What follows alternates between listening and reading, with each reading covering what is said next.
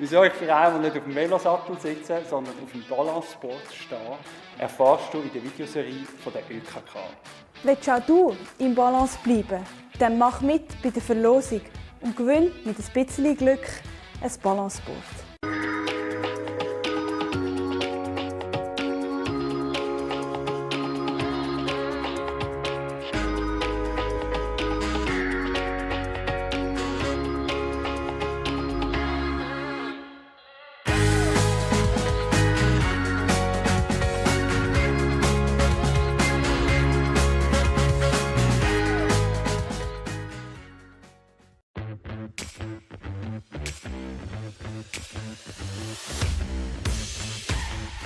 Nicht alle haben einen persönlichen Velomech wie ich, aber meine Versicherung, die ÖKK, zahlt die Hälfte an deinen Veloservice.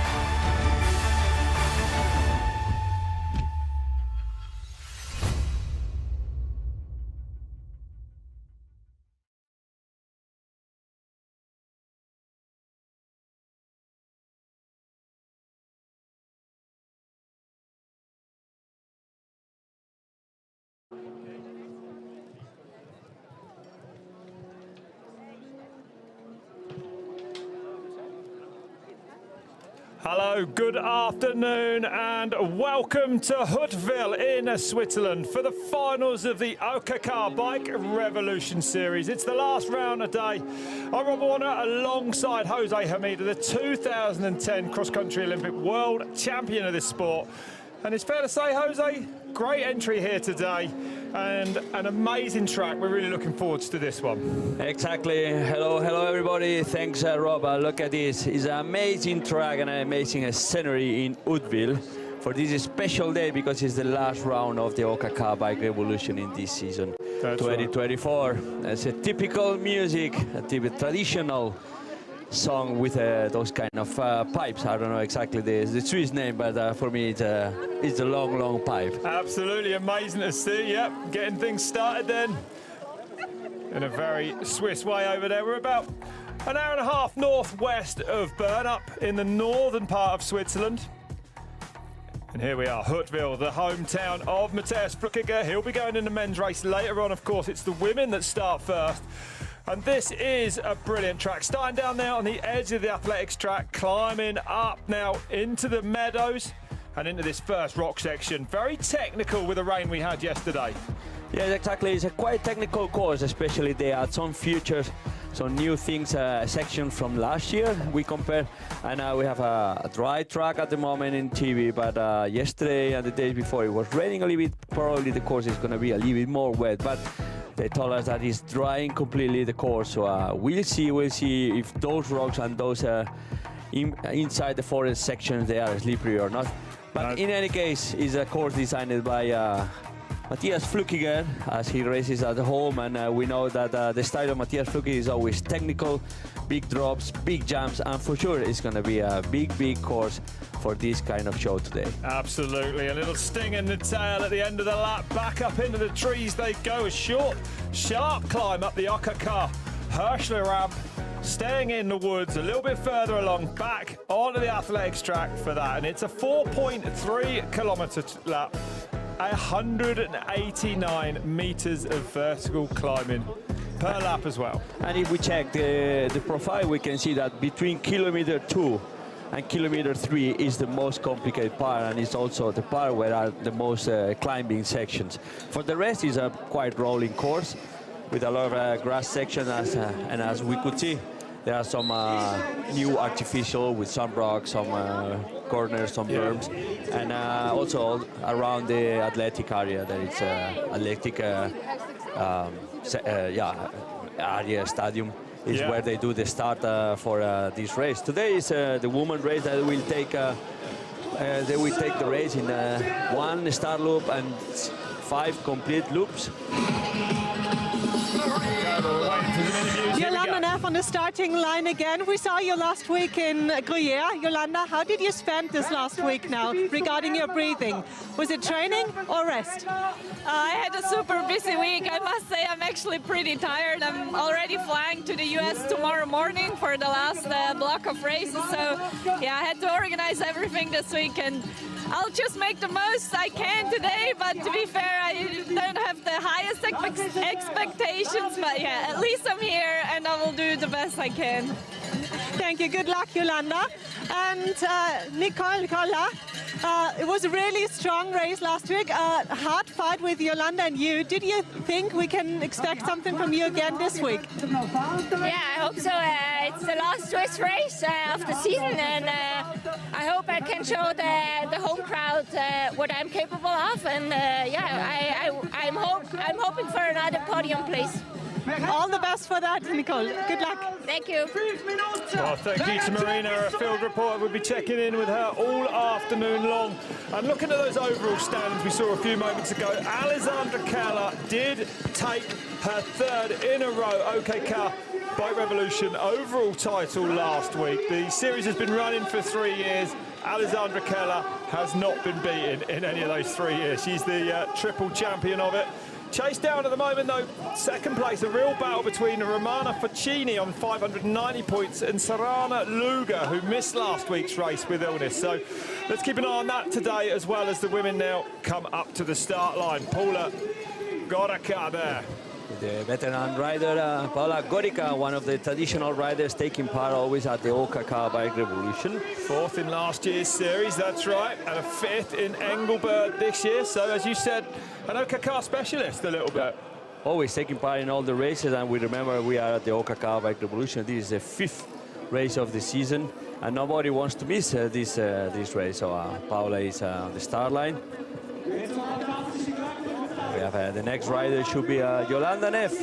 Yolanda Neff, that she's coming back from a small recovery, health problems, and now she's back last week with this 4th position, big fight with Nicole Kohler, and we have here the Yolanda Neff, world champion, World Cup win, Olympic champion. That's right, the 2020 all the titles. Olympic gold medalist. Actually started the season strongly down in Brazil at the first 2 World Cup races. Had breathing difficulties, turned out to be basically, I believe, a kind of inflamed vocal cord. She's had to basically kind of train her breathing. We saw it last week at the start of the race. She dropped back, but she did recover during the race to 4th place, Yolanda Neff. So going to be interesting to see what she can do today, as she said, heading to North America for those last World Cups. Sina Fry now, the 2021 short track world champion. Also the under-23 world champion in the past, silver in Tokyo. Another big Swiss name. They're coming thick and fast. Nicole Kohler, we just heard from her. The Cape Epic winner this year, down in South Africa. And 3rd last week at the ÖKK Gruyere race. Let's see what she can do today, riding for Ghost Factory Racing. Looking cold there today, Yolanda, with a big puffy coat on. It's looking the weather changed a lot. Actually, last week they had also a race with some mud condition, or at least during the race the weather changed. And now it looks like the summer is over, and we can see in all the clothing they are using for the warm-up. And yeah, you see that the riders, they are not enjoying the sun like they enjoy in August. That's right. How Jana Velomoina probably, because she's more used to the bad weather. Yeah. She takes off straight the jersey, the long sleeve. Well, great to see her, the 2017 overall World Cup winner, the champion of Ukraine. And fantastic to see Jana Velomoina on the front row here today in Huttwil, ÖKK Bike Revolution. And here is the champion, and she won it last week.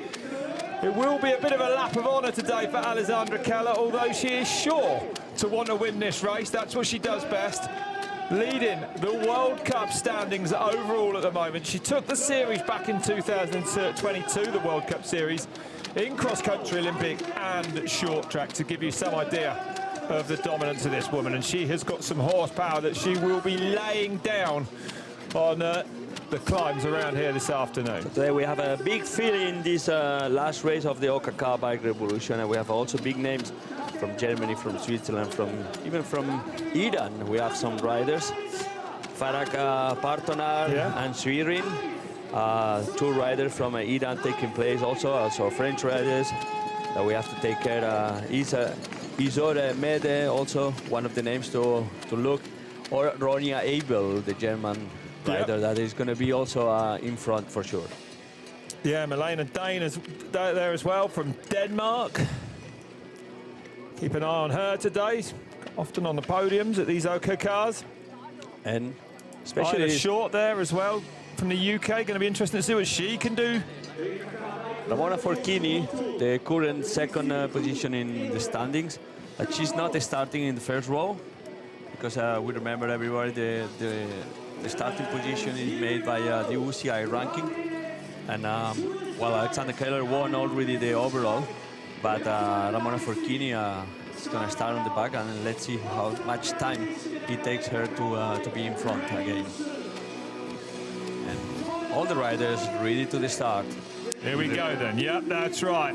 They go for 1 start loop, 5 complete laps. And it will be fast and furious around it. Then the last major international fixture in Europe this race, the last big European race of the year before everyone heads to North America. Keller poised in the red, Velomoina next to her in the white. Here we go. Moment of focus. Looking to the red light on top. And we are go, go, go in Huttwil, Switzerland then. And it's looking to be a great start there. Keller in the red coming through on the left-hand side there. You have to do one lap. This is the start with the athletic field, and then they hit straight to the grass section. That's right, the riders going to the edges of the track, so looking like it's soft, and there you go, you can see it for yourselves. We have our onboard camera, and we can see how muddy is this section, especially in the flat section. Probably they will find more mud in the uphill and downhill sections. They got a little bit drier, for sure, but at the moment we could see how the front riders, they choose different lines, except here. It looked like Alexander Keller is already taking the lead. Sina Fry on the left, we see Sina Fry, and in the middle, in third position, we can see Yolanda Neff. And just looking at the graphics there, this is a start loop, not the first full lap of 6. It's a 5-lap race, plus this start loop. This is a very much shorter lap. And of course, just to let the riders thin out before they get into the narrower part of the tracks. And look at this, Alexandra Keller then out front at the moment. Keller, Sina Fry, Yolanda Neff, Ronja Evil, we see Kohler, Paula Gorica, Jana Meloboina, all the riders, and Ramona Forchini, the rider that last week finished on second position. And see Malending, all the riders today in one line. Yeah. And that's off the start there, so good start, no issues at all. Still on this start loop, these women. 5 laps to come. Once they go back over that line, we'll have a proper look at the phenomenal track we have here in Huttwil this afternoon.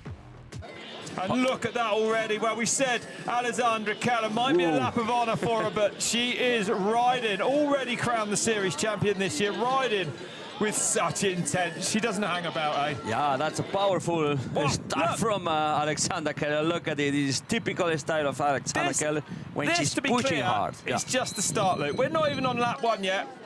And she's already taking a gap to Sina Fry, Yolanda Neff.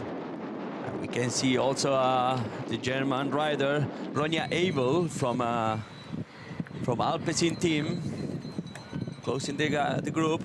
But it's Keller already with the 6-7 second lead over the rest of the field. Neff looking strong at the start of this race. He's in there at the moment. Last week, remember that she is having difficulty with high intensity breathing, right, I would say, Jose. So it's going to affect her more at the start of the race. That's how it looked last week. So great to see her there at the moment, Yolanda Neff, making huge improvements. We know that she has to exercise those breathing exercises as she's racing at the moment, just to try and work around that inflamed vocal cord of hers. Off the Matthias Flukiger SpaceX-inspired launcher. I think we might see him launch later, hopefully. We did last year. It's got even bigger this time. At least one time have to do it because he built it. But yeah, we see one of those technical sections from most of the riders, the women, they are rolling the jump. It was a really good building. They built it pretty well. But Matthias Fluke, he make it too long, and he's already jumping to the long, far away on the grass. To get to the backside, at the moment, I don't think so. It's the kind of jump that you can jump it because the ground, the landing is quite muddy. And we see that Alexander Keller is not feeling the ground as muddy as we thought. And she's already putting some time to the other riders, pushing from the beginning. Typical Alexander Keller, always looking back the difference to check the difference with the other riders. And she's pushing hard for a start loop only. Really hard. Remember the start loop only. Look at the gap to those chasing only trio of riders. Sina Fry, Yolanda Neff in there. Incredible stuff. You know, looking ahead, Jose, Yolanda saying she's flying out to North America tomorrow, Lake Placid. Still a few weeks away, then months after that. Keller is the World Cup overall leader at the moment. I mean, you're looking at me like she's making sure that her legs are good before. This is her last big race, I suppose, before those North American finals. It's about the last big race with a high-level competition. Yeah. And it's always a good test for after training, after a big block of training or racing. Even she raced last week. But for sure, they want to collect also points because ÖKK BIKE REVOLUTION has the highest points at the moment. So it's good for them to collect points for the start line in the next World Cups. And also, of course, racing is a race. Race is a race, and a result is also always important. Whoa, women getting around this tight, hairpin in the woods, and Keller leading Sina Fry, Neff, Ronja Abel, Nicole Koller, Serena Luger going through in 6th place. Still on the start loop, and still a massive advantage for Alexandra Keller. And actually, Sina Fry turned up yesterday with only her mum there, decided the track was completely wet, put mud tyres on, went out on the track, it dried out, straight back to the car, and then back to dry tyres, which is unusual for a professional racer, right? You know, normally they have a team mechanic, so...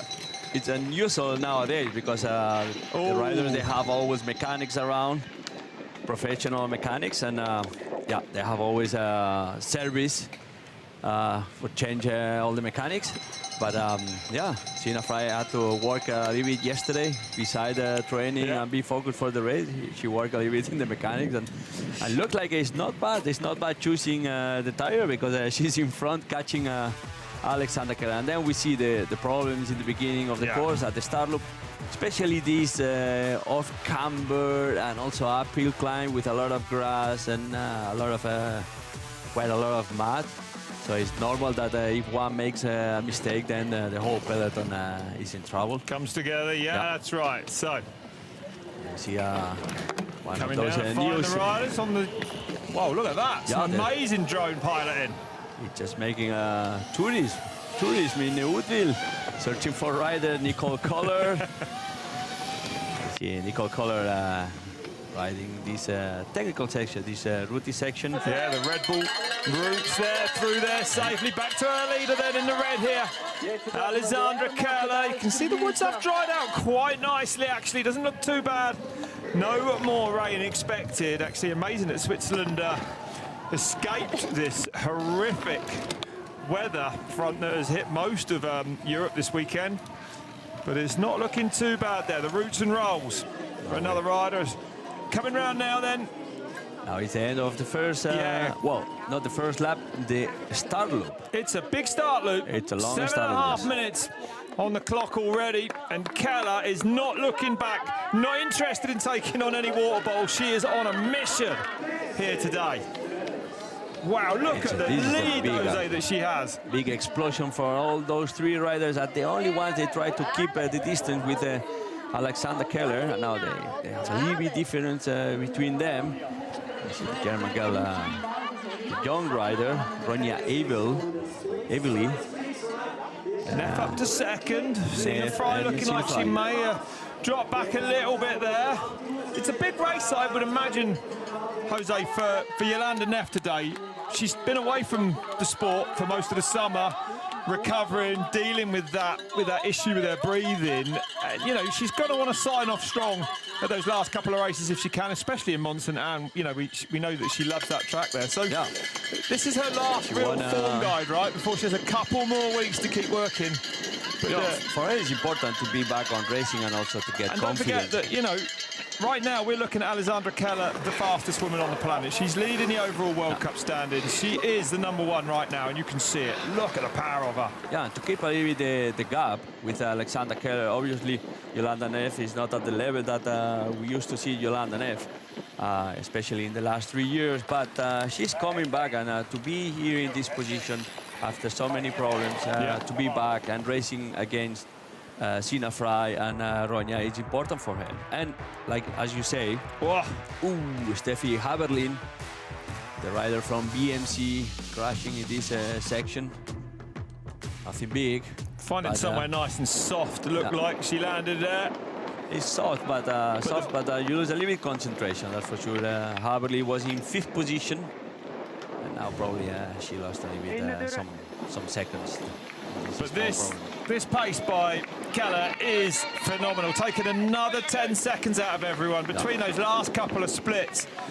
I mean, we often say that Keller rides her own race. Today, perhaps no better example of it. She doesn't care about anything else except going forwards really fast around this track. It's a little bit no tactics, all out, I think, from Keller. She's racing a little bit like in Davos when she told us that she was there for training, and the most important thing was pushing and training and get a good work I mean, the overall is already coming super nice races. to know Let's see what she says. I already won it, but still it's my goal to give my very best and then, yeah, just have a good and very hard training. Yeah, I mean, in Switzerland we are so super fortunate to have like a race series like this. Basically every single race is home. I mean, we stay for one night in a hotel and then in between we just go home, have their own bed, and that's already super fortunate. So I came here by bike. I'm gonna go back after the race by bike, which feels super good. And I mean, therefore I just see it as a very hard training, and also the day before I try to inspire the little kids and that they can reach their goals and just bring a spectacular race to the spectators actually. Well, delivering so far on those promises, spectacular. The lead is already, there it is for you, about 15, 16 seconds as those chasing pair of Sina Frey, Jolanda Neff go along over the line. Ronja Abel, the German top non-Swiss rider there in 4th place, hanging on there to Frey and Neff at the moment.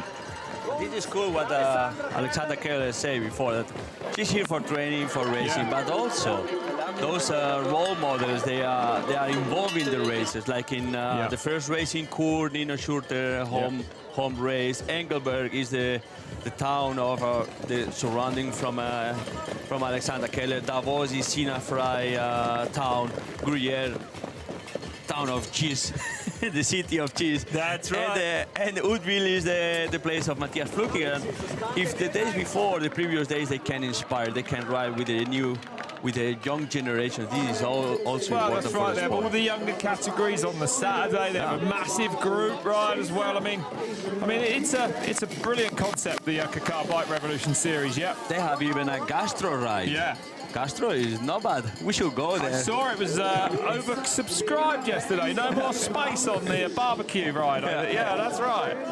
Well, there they go, the 3 chasers. Good pace up here now on lap 2. So the first full lap of this track. The start loop out of the way. We're going to have a good look now at a full lap of this track. The start loop didn't miss actually that much of it. Down through this tricky rock sections comes Alexandra Keller.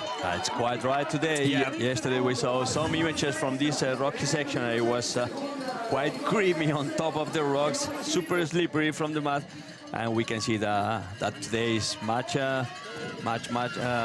more dry. Yeah, still slippery though on those rocks a little bit. Need to definitely be careful. But probably with all the riders going over, then it's going to get more dry and dry all the time. Alexander Keller, keep pushing, keep They're pushing. still there though, Jose. Yeah. Here comes Sina Frey and Neff. They're not out of touch yet. It's definitely still on. Keller having a little look over her shoulder. That might be tallying. And just back up. There is around that hairpin and doesn't even know. The pace is relentless from Alexandra Keller at the front, but Frey, Neff, Abel, all looking like they really want to go with her at the moment. So encouraging to see. No, there is a gap, but they are not getting nervous, eh? No. Jolanda Neff and Sina Frey, they are not getting nervous. They keep the gap. It's only Alexander Keller is pushing really hard at the moment, but they are comfortable. Actually, it's Sina Frey making all the work in front. Little gap now to Ronja Abel there in 4th.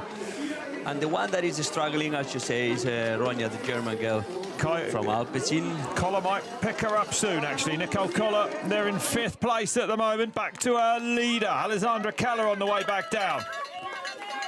Fast on these descents, trying to recover as well as best you can. You can see that there is a good grip. In some parts it's slippery, but in these parts a little bit mud, it increases the grip. It's like a Velcro.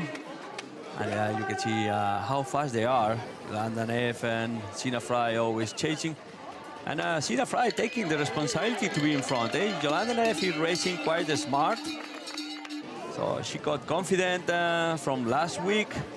where probably she didn't expect to be so in front and fighting till the last meters with Nicole Keller, and today is racing a little bit more confident. We can see that he's saving energy, staying on the wheel of Sina Frey. Sina Frey is taking the control of the chasing, and Alexander Keller, that it's probably reduced a little bit the gap, as we can see. Let's see. Now they are starting the first proper lap, the first complete lap. And then we continue 4 more laps, but at the moment it's Alexander Keller having the gap. Whoa, I believe the gap. Wow, this is hard. Yeah, this is that's a really short, steep sting in the tail there of that climb. That gap, I believe, around the same. I don't think Keller is pulling away, particularly at the moment. The next split will tell us, but it was around 16 seconds when they went through the start-finish line at the start of lap 1 properly. There is Jelena Moina from the Ukraine, the 2017 World Cup overall winner. Let's see, because on top of this climb is one of the split times. We will find out. Keller then cresting that climb now. It's a relentless track, nowhere really to rest on it. Now we see the 2 Swiss riders chasing. Jelena Moina looking like she's making a move. So Bella Moina, the Ukrainian.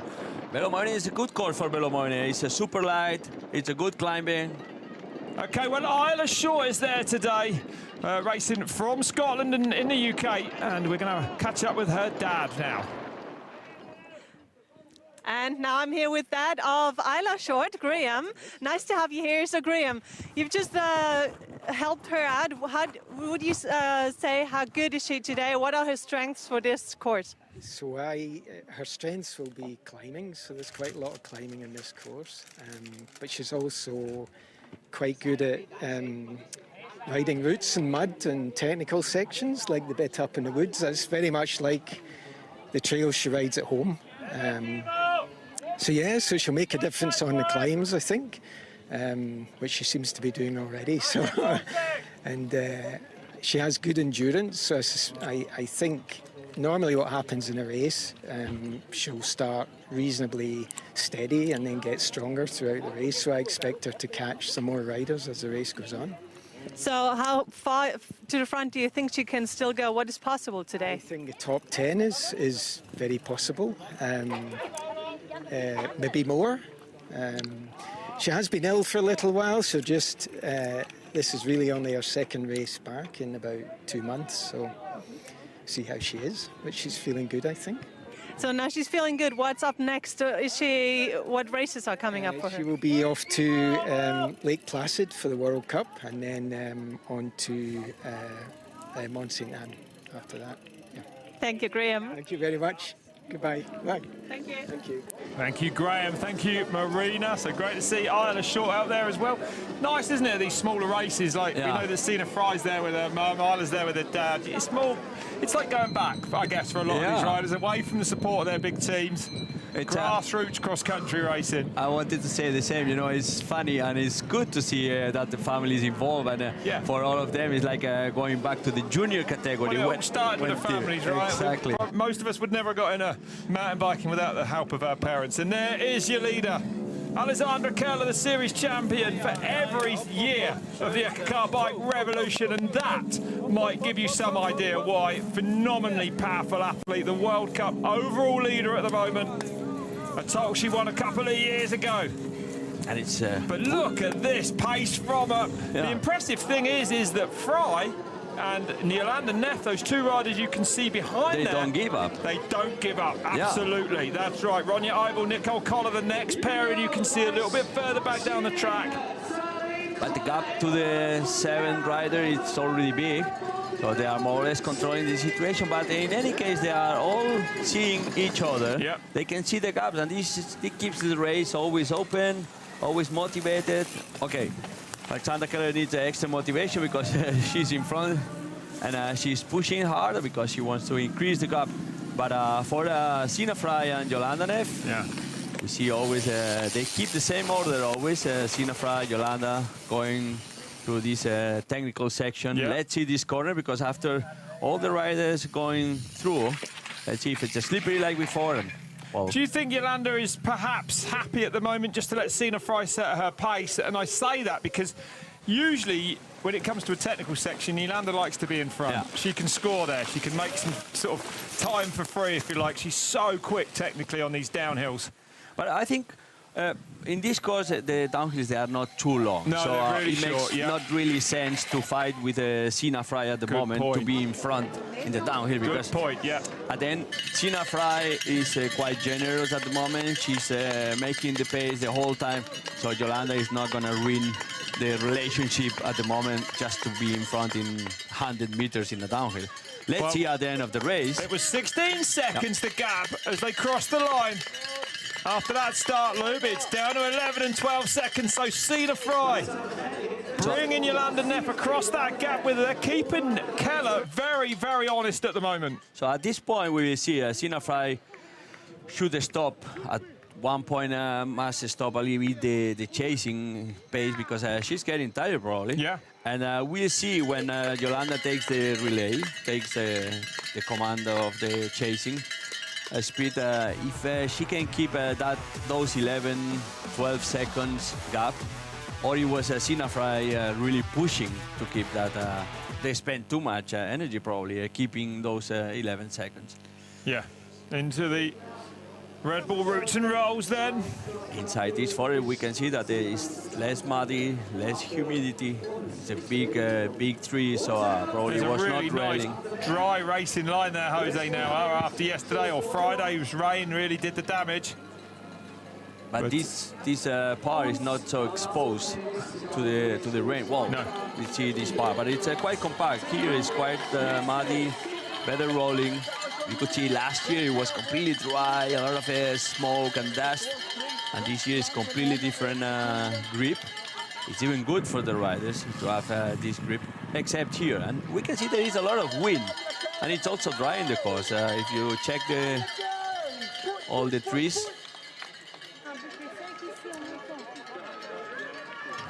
Well, See the feed zone, everybody's waiting for their riders. Okay, well, Keller coming around to finish that first Maybe full you lap. hear it. Here's Sarina Loiga. I was sick, and well, I was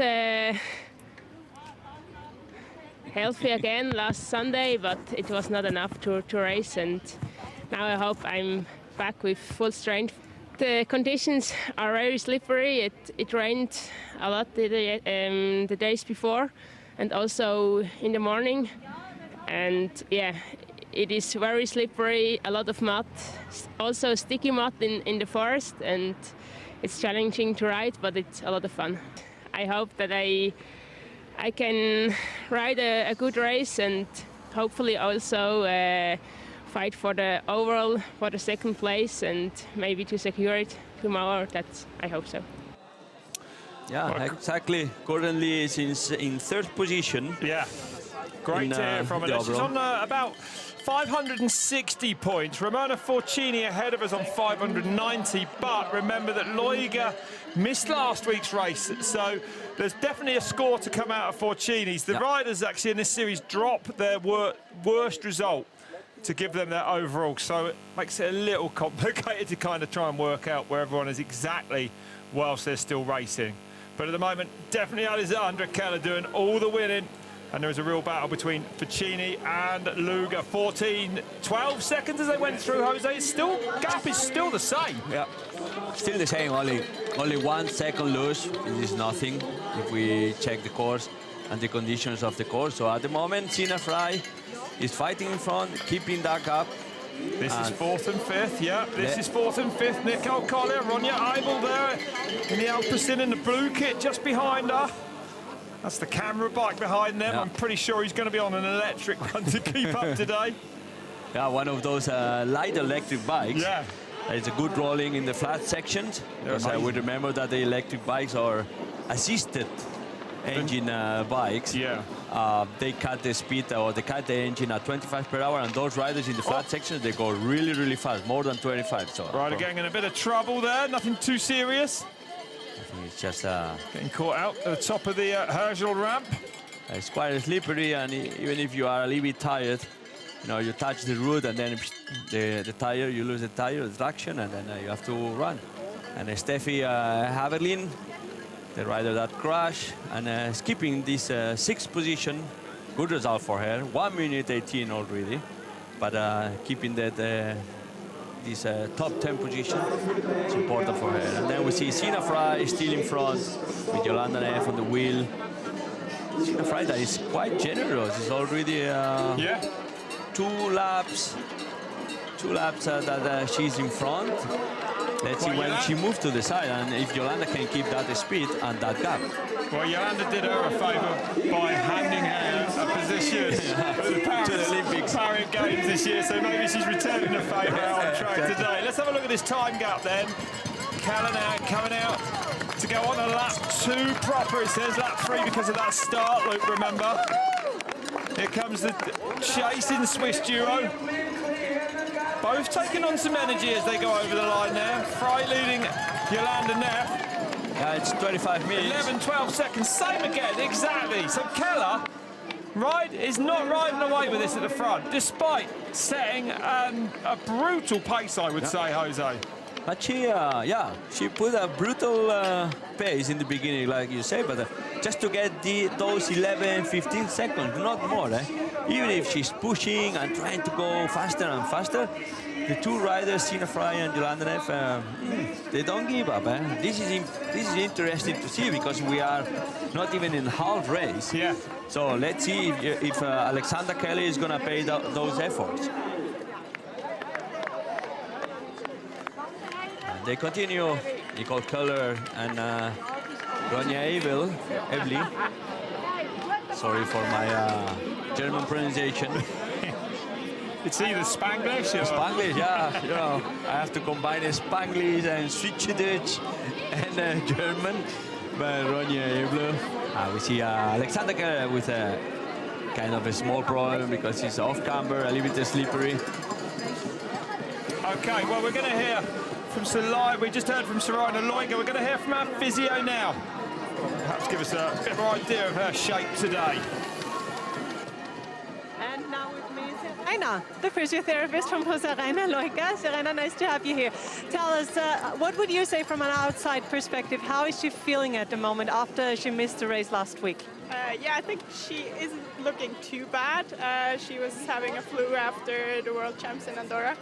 Just just a lot of all around with the height and traveling and like last minute going there even, so she caught flu, but she's on the way back. She doesn't look too bad.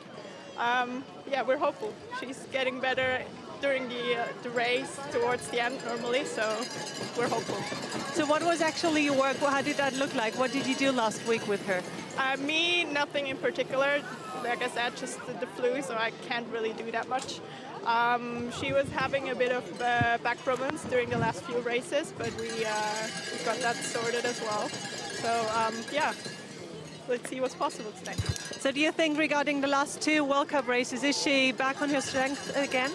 I think we can say that. She tries her best.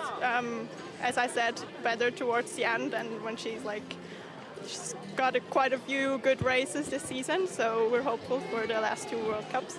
Hopefully everything works out. Thank you, Serena. It's important. It's important for Serena Leger to continue to finish the race, and expecting that, as the physio says, at the end of the race, she gets better and better. But she needs to fight hard because she has the chance to get in the 2nd position in the overall behind this rider, Alexander Keller. So it's important. And also Ramona Forchini is fighting. He's fighting to defend this 2nd position overall. So there is a fight in behind. We don't see it because we only see those 3 riders at the moment. Alexander Keller, Sina Fry and Yolanda Neff. But in the back of the race, there is always a fight for those overall positions at the end. And definitely a fight at the front as well. So Keller going through. This is the chasing duo. Sina Fry leading Yolanda Neff. The gap from Keller to these 2 around 10, 11 seconds. It may be a little bit more now, perhaps. Keller still though at the bottom of that climb there. And this actually one of the steepest climbs on the lap. A brutal short sting, this one. And Sina Fry is super strong, She's not even asking for help to Jolanda Neff, nothing. She makes her own rhythm and goes there, keep always a gap of 11 seconds, 12 seconds, and this is really complicated, you know. And it's really they're in 9th place. We've heard from her and her physio, and this is the top of that really steep climb. That's hard, that's hard. Giving it everything to get over the top of that one. Looking like she might need to recover here just for a second. Well, Sina Fry looking like she's breaking away from Jolanda Neff now. So, interesting to see this. There's the lap compared. Losing 7 seconds on that first climb and 11 on that second. So Neff losing a bit of time in lap 1 there. Now we understand the dynamic of the previous laps, that Sina Fry was always in front of you, because she's stronger than Jolanda Neff at the moment. We could see it here in just this small ramp going up, this small climb going up, how Sina Fry started to fly, using also this back wind that is helping a little bit, but you can see that the rhythm from Sina Fry is completely different as Jolanda Neff. Probably Jolanda Neff is struggling a little bit from the rhythm from the beginning. We saw it last week that she had a good start and went a little bit back, and then... and what we do know is that Jolanda Neff may well recover, and we'll see a lot more of her later in this race. Remember, Neff, the 2020 Olympic champion, struggling with breathing difficulty. She's been working really hard all summer. She raced the first 2 World Cups down in Brazil before saying, enough's enough, I need to get this sorted. And been working really hard on breathing exercises, trying to work around an inflamed vocal cord, I believe it is. It's like a muscle in your throat, right, that's been stressed. And she's a super experienced rider, so she won also the World Championships marathon in 2016. And this is the gap from first to second. There's nothing that Jolanda Neff hasn't won. That's how it is. But look at this, Alessandra Keller then, series champion this year. Series champion last year and the year before, being chased by the woman who finished second to her last year. As she goes across that, I thought it was a split time there for Sina Fry, but Fry, I think, may be getting awards the back wheel now of Alessandra Keller, and she has disposed of this woman massively. Neff really struggling on this big climb now. 15 seconds, so Keller taking around another 4 seconds out of Sina Fry. And Neff now definitely feeling the pain. The wind is sounding like it's up there now as well. Jolanda lost a lot in this small part. 15 seconds is quite a lot. Sina Fry keep the gap. Only lose 3 seconds, that is nearly nothing. But Alexander Keller keeping that high speed. Only Sina Fry was the only one to react. Jolanda Neff losing, and she has to be really careful because Keller and Ronja Abel, they are coming strong from the back. It's only 20 seconds to Jolanda Neff. And, probably is in risk that third position. I think Jolanda may well recover. As I mentioned saw it before. Last week, she dropped back. Almost out of the top 10, I believe, at one point before coming back to 4th. So Neff is a fighter. I can't imagine how frustrating it is for Jolanda Neff to have to manage her breathing whilst trying to race a mountain bike. Like, to me, it almost sounds impossible, right? But and especially in this course, because it's quite physical, this course. You know, it's not many technical parts where Jolanda Neff can relax. Like last weekend, there was a lot of get the heart rate back down, recovery sections, and it was some technical sections with no speed. Here it's always a high speed, so that means you have to move a lot your legs, and also your breathing increases. So, and if you have breathing problems, then it's even more difficult to race. So that's why Jolanda is making an incredible race at the moment. And losing 15 seconds, compare how in the position that was Jolanda Neff 2 months ago, it's already a success for her. Nicole Kohler, it's 21 seconds, 23 seconds to Jolanda Neff. We see in 6th position Steffi Haberli, Tamara Wittmann from Austria in 7th position, and Rebecca Sterman in 8th position, already 2 minutes and 17 seconds. And now we could see how Serena Ljöger was on the way to pass the split here. 11th place then, for the Ukrainian. Isla Short still there in 10th. Jana Velomoina also a super experienced rider. That for them is a problem now. The races they are short, 1 hour 20, 1 hour 16. You know, Jana Belomoina, Yolanda Neff, they are from the generation that the racers, they were 1 hour 50. One cross country. So it's also changed a lot, huh? Yeah, it changed a lot, and you have to learn also for your body. You know, it's a different effort. Yeah, for the new generation, you know, the breathing, the stress of racing 1 hour 16 is not the same for your body than if you race 1 hour 50. And Yolanda Neff has to learn also this, have to change or adapt. Yeah, adapt. Adapt is the word. That's right. And yeah, it's not easy. So, but she's in front there. She's in front in third position, and let's see if she can keep. See one of those jumps, drops. It's getting dry, the course. We can see the color. It is actually looking perfect conditions now out in the open. The woods are pretty dry as well, and the sun is out, so it doesn't look like there's going to be any rainfall in Huttwil this afternoon. If you just joined us, it's lap 3 of 6. I'm Rob Warner alongside the 2010 cross-country Olympic world champion Jose Hermida. It's the final round of the ÖKK Bike Revolution. You're watching this live on Red Bull TV. And Alexandra Keller, who wrapped up the series last week, is riding from the front. Being chased at the moment by at the front, being chased by Sina Fry at the moment. Yolanda Neff a little bit further back, but still hanging in there. There's Jana Belomoina. Clunking through the gears. Jana Belomoina with Lüger. Fight.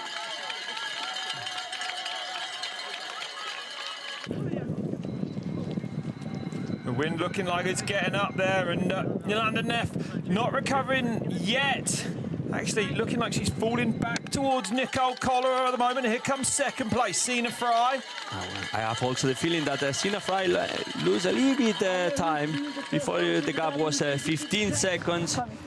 And now we can see that probably the gap increased a little bit. Yeah, that's the gap from first to second right there. Yeah, going through the feed zone. No bottle for Alexandra Keller, talking to the physio, to the staff in the feed zone. She wants to keep focus, just keep it strong. No moves. Yolanda Neff. Yep, fast down there for Yolanda Neff. That was what fast. A fighter she is. She won't give up. Don't be surprised to see her recover and go forwards again in this race. Absolutely, and Sina Fry taking and there's Neff just coming out of the woods. So that's the damage. Don't remember, this time last lap, those two were together. That's the damage that's been done on that lap 3. Yeah, but that loop, that small loop to the feed zone is more than 15 seconds. Let's see if Yolanda Neff is still at 15 seconds to Sina Fry. Back up into the trees for the last sting in the tail on this lap. Up the Herschler ramp. Oh. And there's your virtual overall standings. As we said, it's Alexandra Keller who already wrapped up the title. A real battle for second place. And Serena Luger is going to be very happy that she recovered after missing last week's race with illness, because currently now it's looking good enough for second overall in this series. Amazing to see. But they are fighting Ramona Furchini and Serena Luger for this second position. At the moment, it's in the side of Serena Luger. Yeah. That last week couldn't race, so no mistake for her today. She has to keep on the race and keep this rhythm to to secure this second position. Now we see Yolanda Neff that is close to get catch by Nicole Koller. We see Nicole Koller how reduce the gap to Yolanda Neff. Well, Neff fighting on there. We heard from Isla Short's father earlier. We're going to hear from Isla Short. We caught up with her before the race. Any moment now. I wanted to find some more races on my calendar. I've missed a lot of racing this year from illness, and I really like Switzerland, and the tracks are normally pretty fun, so yeah, I thought I'd give this one a go. Yeah, so I'm just here with my dad, like the good old days, and we don't really have a setup as such. My dad is the cook, the driver, the mechanic, but it's quite nice because it's relaxed and it's chilled out, so. I really like the track. I think I really love the bits in the woods. They're quite like the riding I do at home. The grassy stuff is a bit cyclocross, but I think the weather's going to get better, and I think it's going to be a really fun race. Well, good to hear Myla making the long trip all the way from Scotland in the UK. And it's multitasking, because besides to have no team, yesterday they mentioned that she's studying criminologist. Yeah, that's what she studies. That's right. And She's a yesterday criminologist. Yeah. she was writing an essay for the university. That's right. That's insane, in the afternoon. isn't it? Incredible. What a career. So it's relaxed races, even if they are super professional races. Those are the kind of races that it gives you a little bit air to relax a little bit before the workouts that they are coming in the next weeks. So Keller comes across the line and now on to lap 4 now. 3 laps to go for her. Here's second place. That gap is getting bigger, I think, now, Jose. Yeah, it is. It was 11, 12 seconds. It's going up. So Keller turning the screw a little bit on Sina Fry. Still there, though. Nearly 20 seconds now, then, the gap. Yep, 19 seconds back. Not much, but it's 4 seconds per lap. So the gap is increasing and increasing. Okay, mentally for Sina Fry is hard also because she's pushing hard. She made a lot of effort to keep this gap in 11 seconds, and now she's seeing that Alexandra Keller is increasing step by step, but it's increasing, and always as a rider, it's always you have to be really focused and thinking that there's still 2 laps to go. It's not finish the race. No. Different situation for Jolanda Neff, you know, she's losing time to Nicole Kohler, and Kohler is catching. So for Nicole Kohler is quite a big motivation right now, you know, to be with Jolanda Neff, of course, and stepping in the 3rd position. And there she goes then, 3rd place to Neff. Wow. Remember, they crossed the line. She crossed the line with Sina Fry last lap, so losing 50 seconds in 1 lap. That's showing. Kohler now getting closer and closer to Jolanda Neff. There she is on her wheel, so now Neff under more pressure. But Sina Fry is going to be happy with her performance today, because probably fair to say that she hasn't had the World Cup season that she would look for. A 9th for her in Crown Montana this year, you know, but Fry searching for form in 2024. Yeah, that's for sure. And even at the ÖKK Bike Revolution, the best result is 6th position of Sina Fry. So for her, it's important. Obviously, it was a big goal. That was the Olympic, and she got the place from Jolanda Neff, and she tried to perform. Yeah, that's right. It's also stressful. Yeah, but exactly. We haven't seen Sina Fry like in the past, more active, more in front. You never know. Sometimes the seasons they start like this, and you don't know why. You are always in 15th position. And sometimes you don't know why, you don't even feel even the chain. You are in front and you don't know why. So look like this year for Sina Fry is you know, it's a transition year, let's say. Yeah. And probably some news in teams, probably training, probably at home. Well, we know that a lot of riders, especially in the world of cross country, will be changing teams. It's, you know, the Olympic cycle, the 4-year cycle is over and it starts again now. And looks like Sina is one of those riders. But in any case, as the character of Sina Fry is never give up. Yes. Even in this race, she shows that he's a fighter and no give up. And currently in 2nd position. And now we have Kohler ahead now of Jolanda Neff. So Alexandra Keller still ahead there, look, but fastest lap on lap 3, fastest lap time on lap 3 for her. Will Kohler now be able to do anything? Will Neff be able to stay with Kohler and make any inroads on Sina Fry? Further back down the order, Esterman in 8th place, Tamara Wiedmann there, 7th for her. Luger goes across the line in 9th, the woman looking for 2nd overall in this series today. Isla Short, 10th, 3:23 back for her. Heard from her father, she's been out a little bit this season with illness. Annabella Moina, Isla Short. Strong entry here today at this ÖKK. Big names, not even in the top 10. It's a hard race, really hard race. I agree. The conditions, they change. Probably some of the riders, they use super muddy tires, but then, you know, before the race you have to change because there are some sections that they are not super muddy, except this part that, look at, they are choosing the more compact section of this bar.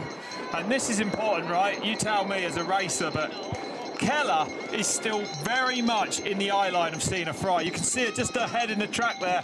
Is that encouraging when you're riding and you can see the gap? Or I guess if they're going away from you, it's pretty heartbreaking.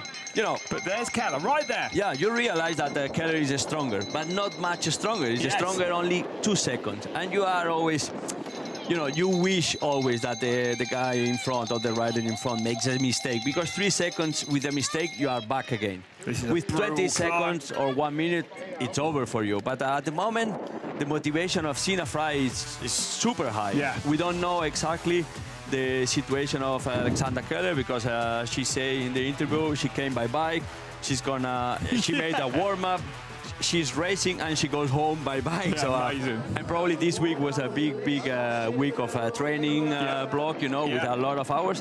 So we don't know exactly the condition of Keller, but for Sina Fry is obviously is a big motivation to have the current leader. Keller just in the top right-hand corner of the picture there. So Fry is very much still there. Yeah. Interesting, very interesting. Sina Fry at the top of that short, sharp climb actually was where we lost Jolanda Neff last lap. She couldn't sustain the effort by Fry. The wind is getting up there as well, Jose, out in the open. It's a little bit backwind, looks like. And for Alexander Kelly, it's a good section here. It's a powerful gravel road, you know. It's Alexander Kelly in this section is super good. Before, the section before, it was Sina Fry, super strong, you know, it's light in the grass. And we could imagine that it was reduced a couple of seconds, but as soon Alexander Keller takes this part, that it's more easy for her, let's say more easy. So look at this, he's pushing and trying to get profit of this situation. He's pushing hard. This is pushing hard up here, yeah, high. good to see. Out of the saddle for Keller then. One of the most powerful riders in the women's field, no question of that. As always happens, when you see the races on TV, it looks like it's flat, but then you realize how steep is the field on your right on the screen, and how long they climb. You can see how steep these climbs are, judging by the back marker that Alexandra Keller is about to overtake now. That's real world right there for you. And we about see to get that taken out then. Keller coming down now towards the Matthias Flukiger moon booter that we all expect to see sent in the men's race, right? Looking forward to that. Here it comes now. And I have the dad of Jolanda Neff with me, Marcus. Nice to have you here. Marcus, I guess it was not too easy to find the right bike setup today. What did you choose? So Jolanda chose the mud tires because it's kind of still wet, but now it's getting drier, but the grip you need, it's almost better with these tires, I guess.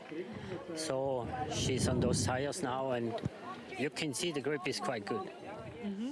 So Jolanda at the starting line told me she's really not on top today, but she's doing quite well. How would you rate her performance? Yeah, the start was quite good compared to last week. She dropped back further last week, but now she's on 4th position, getting almost caught by the 5th, and so I hope she can recover, and maybe the last few laps she can keep up a little bit. So how often does this happen? We saw you last week and this week that you are still with Jolanda in the races. Yeah, so kind of those small races, the track is not ready, or they told her not to come, so I support her, and it works. Mm-hmm. And I heard that you were racing as well last year in Huttwil. Did you do a race by yourself as well this year? Yeah, this year I did some small marathon, and like in Czech, where the Nové Mesto marathon, I did that too. But yeah, sometimes if just the possibility is there, I just race. So, but now focus on Jolanda. Thank you, Marcus. Okay. Well, amazing to see Marcus there. I was lucky enough a few years ago to go and visit Jolanda at her house in St. Gallen, where she lived at the time, with Marcus, her dad, and her mum there. And honestly, we went, they said, can you be there at 8 o'clock in the morning to start filming? So we were driving there.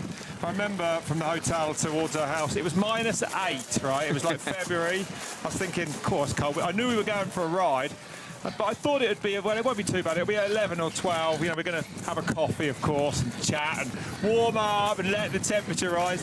We pulled up, as we pulled down the road to her house, Jolanda and her dad are outside right in their lycra, ready to go. I was like, what's going on here? And yeah, honestly, I got dragged around this loop at about... He was motivated like a junior. In a foot of snow, you know, it was insane. But her dad has worked so closely with Yanda all her life, and she puts all of her technical ability down to him on this ride. And when he always goes training with her, he has these bravery tests, they call them, and it'll be, you know, like a route 20 feet off the ground. All right, ride off that, Yolanda, let's see you do that. And that's how she got so good. So amazing to see her and her father.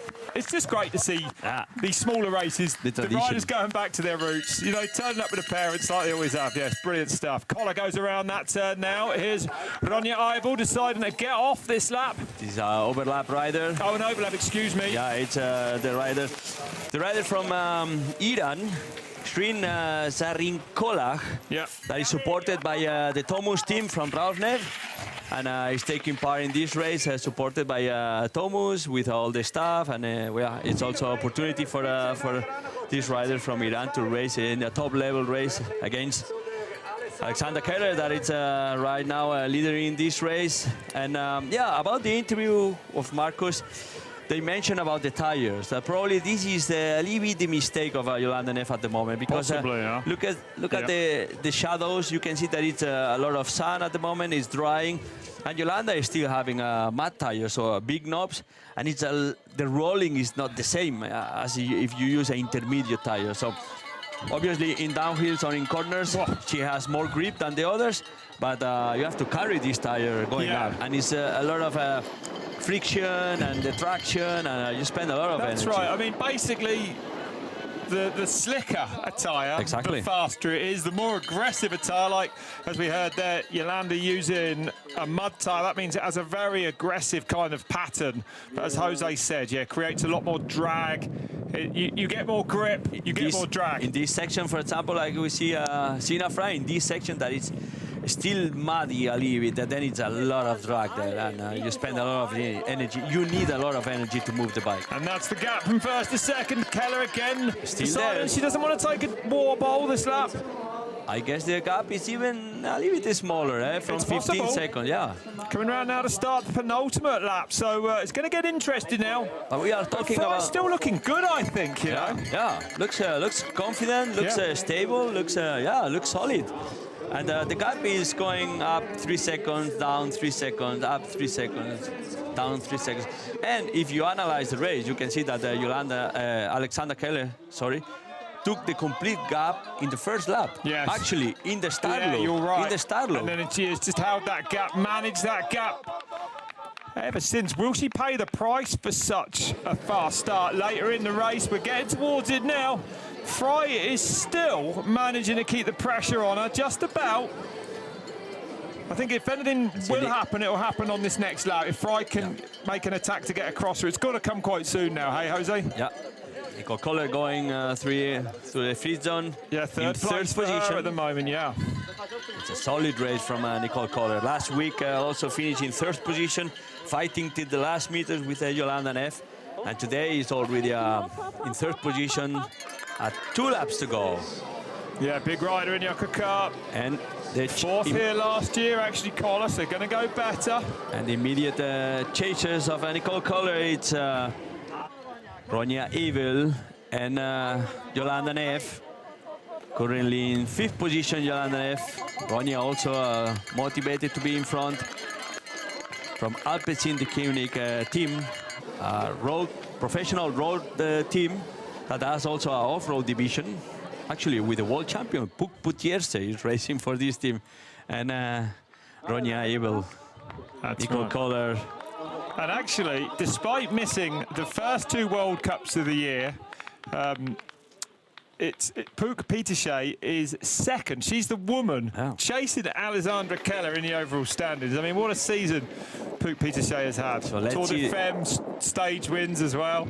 Let's see the end of the season with 2 races still to go. Actually, 4 races, 2 short tracks and 2 cross-country races. Yeah, there's still a little way to go when you add it, especially when you look at it like that as well, Jose. It's far from over for Keller yet. Another good ride under her belt today.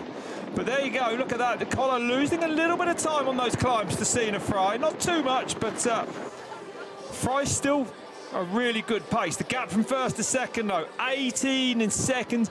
It's gone up a little bit. It's not much, though. It's about the same, really. So we are at crunch time, I believe, now, really, in this race. And if Fry can get across that gap, it's surely going to be on this lap now. You can see that Nicole Koller, Jolanda Neff, and Ronja Ebel, they just give up, more or less. They're chasing motivation to go to the front, and they are keeping the third position, actually. And it's only Sina Fry fighting there, keeping those 18 seconds, 20 seconds, 11 seconds. And looks like Alexandra Keller is managing pretty well the gap, that's for sure. But she's pushing hard. And if she's pushing hard and don't get extra seconds, that means Sina Fry is super in shape at this period of the season. That's right, yeah, that's right. And looking for a strong end of year then. 19 seconds now, so still less than 20 seconds. 2 to go at the ÖKK Bike Revolution finals. We are in Huttwil in Switzerland, right up in the north of the country, where thankfully it's not raining. This is third place at the moment. Nicole Koller chasing down Sina Fry, who is chasing down Alexandra Keller, the leader of this race. Phenomenal stuff. Jolanda Neff a little bit further back now. 5th place for Jolanda Neff. Ronja Ebel there, the German. 4th place for her. That's a hard climb. Look at this. It is a drop. It's a new bridge, new design. Probably designed by Matthias Flückiger. He had not enough with the bridge. He wanted to do a bridge with a drop, a small drop. Always creative, Matthias Flückiger. And he will be in the men's race coming up shortly after this on Red Bull TV. Jolanda Neff staying with Ebel up over that bridge. Koller goes across the line in third, a minute 25 off Alexandra Keller now. Yeah, Koller keeps the same gap as before, 1 minute 25.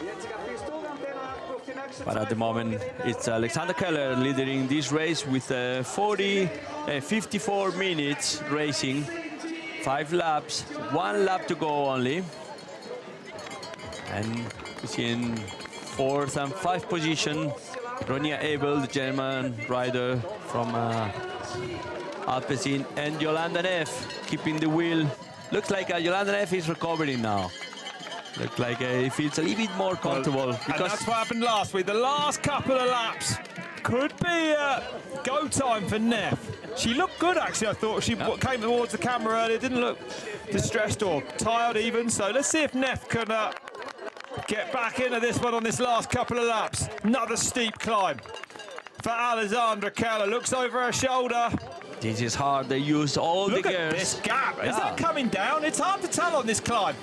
Because it's I don't think so. Steep, but it's not too bad. She is still very much there, this young woman. Sina Fry in 2nd place. Visually, it looks like they are really close. Marker in the middle, remember, the woman in red at the front. Alexandra Keller is the only woman that matters. And the previous lap was the fastest lap of Alexandra Keller. Now the fastest lap is Sina Fry. Probably you are right, Rob. It's getting some seconds back, Sina Fry. But, you know, this is the kind of climb that you see your enemy, you see the rider in front, and you think, oh, a couple of efforts and I get together. And no. And it takes 1 minute to get to this rider. So it's super hard climb. And we could see all the riders, they are using all the gears. Actually, they are riding a front chainring of 36. Yeah. Probably the girls, they are in 34, but on the back they are 51, and they are using all the gears, and that means it's super steep climb. Yeah, they are. That's right. You can see a couple of them. Well, the good thing they have is that it's a little bit soft, the ground, so the traction is pretty good one. See the staff from Alexandra Keller encouraging and also giving the bottles. Brutal climb coming up now again. And now it looks like Alexandra realized that Sina Fry was getting close and pushing a little bit more. It's possible, the rhythm. And he's pushing hard. Look at this. Green sections for Alexandra Keller. Only 1 red section. What a World Cup season this woman's having. Not just a great ÖKK season. A 6th at the first round in Maripur. 4th in Arasha. Novia Mesto, she was on the podium again in 3rd, a 2nd place, of course, in Crans-Montana in Switzerland, before finishing 3rd at the last race in the Next to shade. me now, the mechanics from Alessandra Keller. Linus, it is a big topic today, bike setup. Which one did you choose for Alessandra? As always, we choose the Schwalbe tires.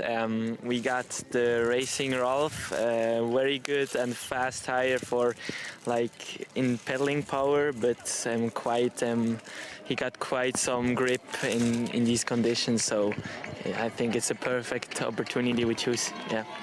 And we started with a little bit of more mud. Now it's getting drier. Is that something that changes your idea of the equipment?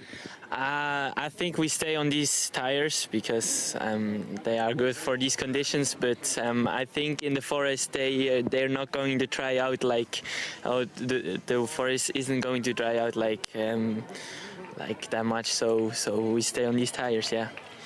Thank you, Linus. All the best for the last round. Thank you.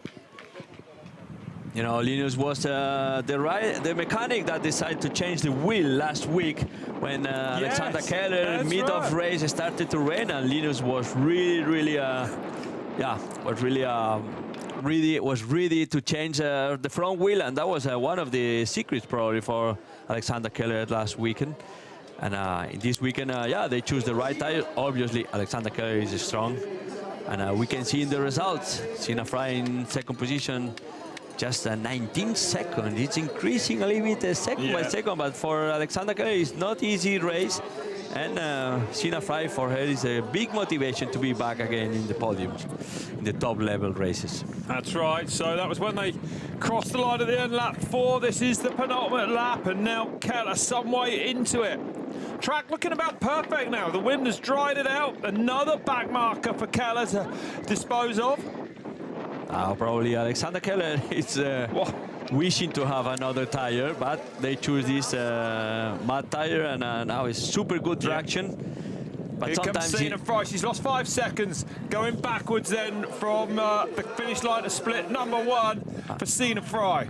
That was a big lose in such a short time, huh? Yeah, 5 seconds. That was a big lose if you compare to the previous laps. I think you spotted it, Jose. Perhaps Keller sensing that Fry was coming a little bit, so just up the pace a touch. Super fast on these descents, Alessandra Keller. It's a good grip here with those tires. You know, now it's soft the ground. You can really, make the corners really fast, and Alexander Keller is good in this. Also, Sina Fry is super good in technical. You know, it's a not super tall rider. The gravity center is quite low, and Sina Fry is also good here. But we are talking always a top level rider, so more or less all they have a small difference between technical skills. Yeah, absolutely. And especially when we are talking about Sina Fry or Alexander Keller, that they are from the Swiss school. That all of them, all the women riders in Switzerland, they are quite technical in this aspect.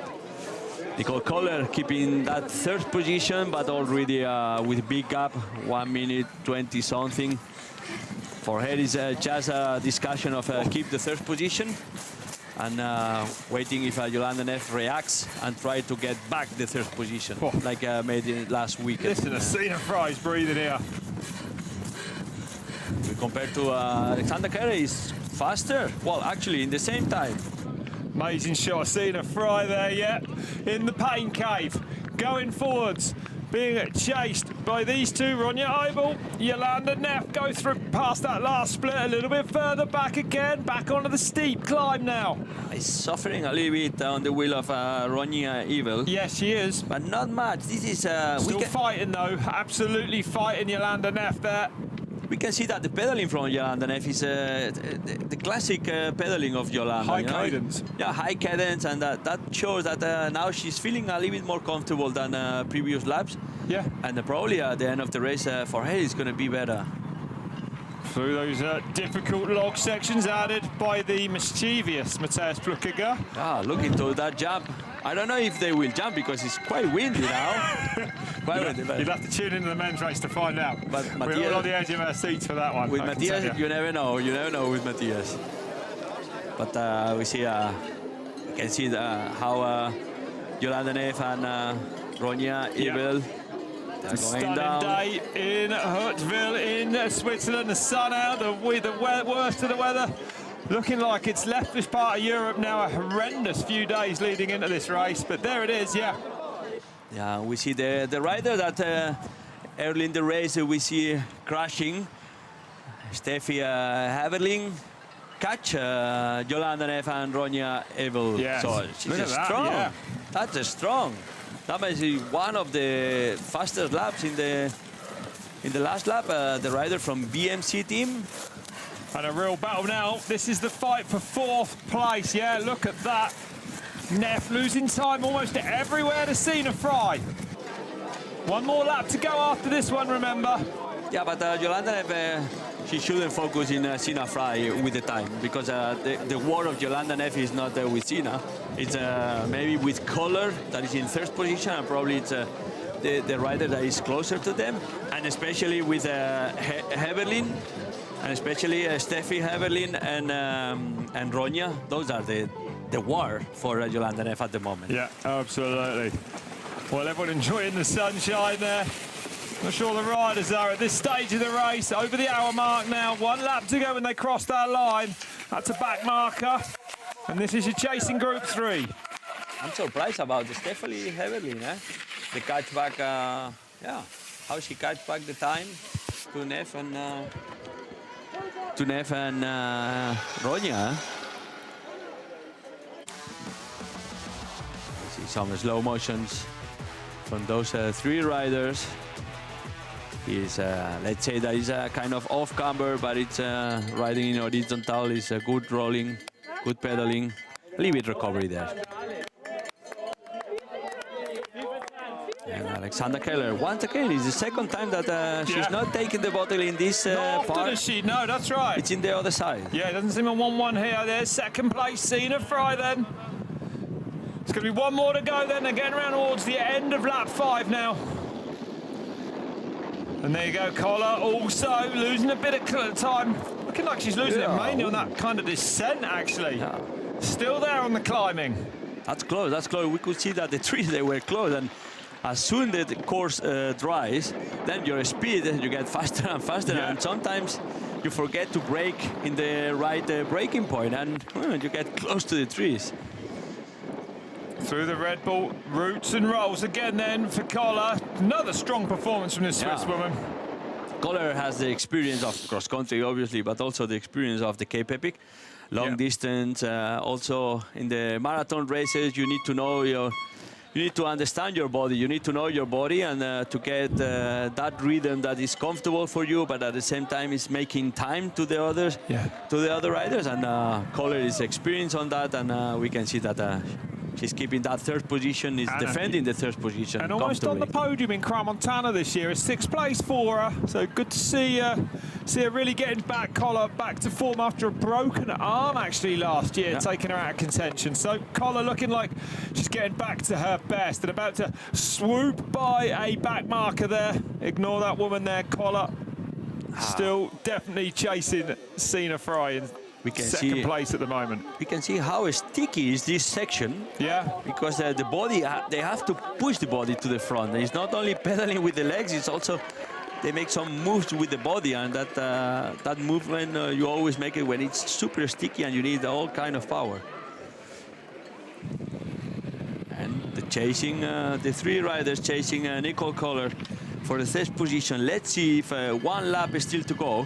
They have time to close the gap, especially Steffi Haberlin, that, Big group now, look at this. It's going to be a real fight on the last lap. It's an overlap rider. Yeah, in the front is. It's one of the riders that got overlap, but Ronja with a technical problem. Yeah. Ooh.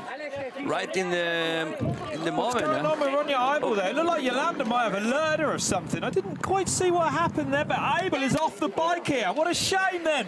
That's a real shame for this youngster with 1 to go for her. Is that chain? Yeah, is it? Ooh, the chain. Lost the chain. There is no chain on the bike. Oh, the chain snapped. And that's Yolanda's dad there. There's the chain. Yolanda's dad. This is amazing to see everyone, because it's everyone trying to help her. Yeah, amazing to see. Well, now they need to get a faster pin. Well, she broke her chain. What a shame for her. Neff spying it. But broke the chain just in front of the feeder. Well, it could have been at a better point, but unfortunately for Ronya, this is not good at all for her.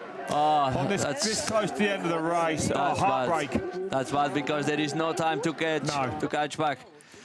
And he had a good race at the moment, a really good race, fighting with Jolanda Neff, and now with in the last lap with Steffi Haberlin.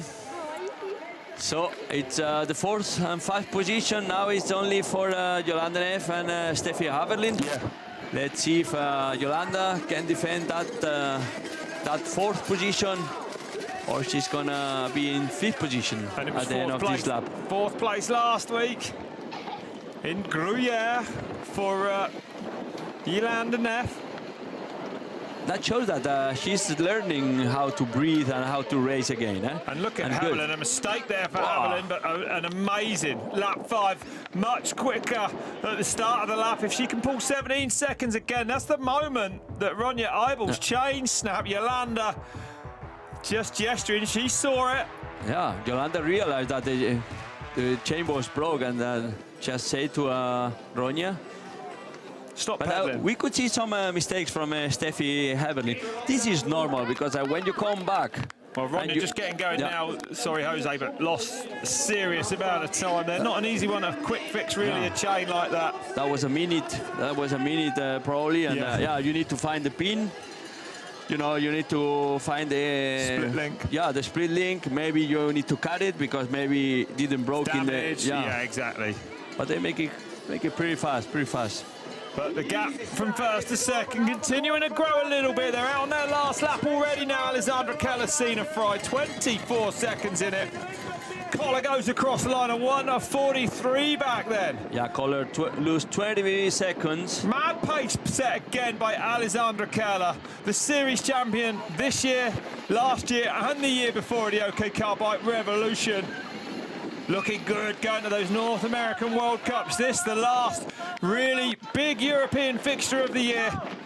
And Keller making it count again. Let's see that those 20 seconds that Keller lost, let's see if Jolanda Neff catch them.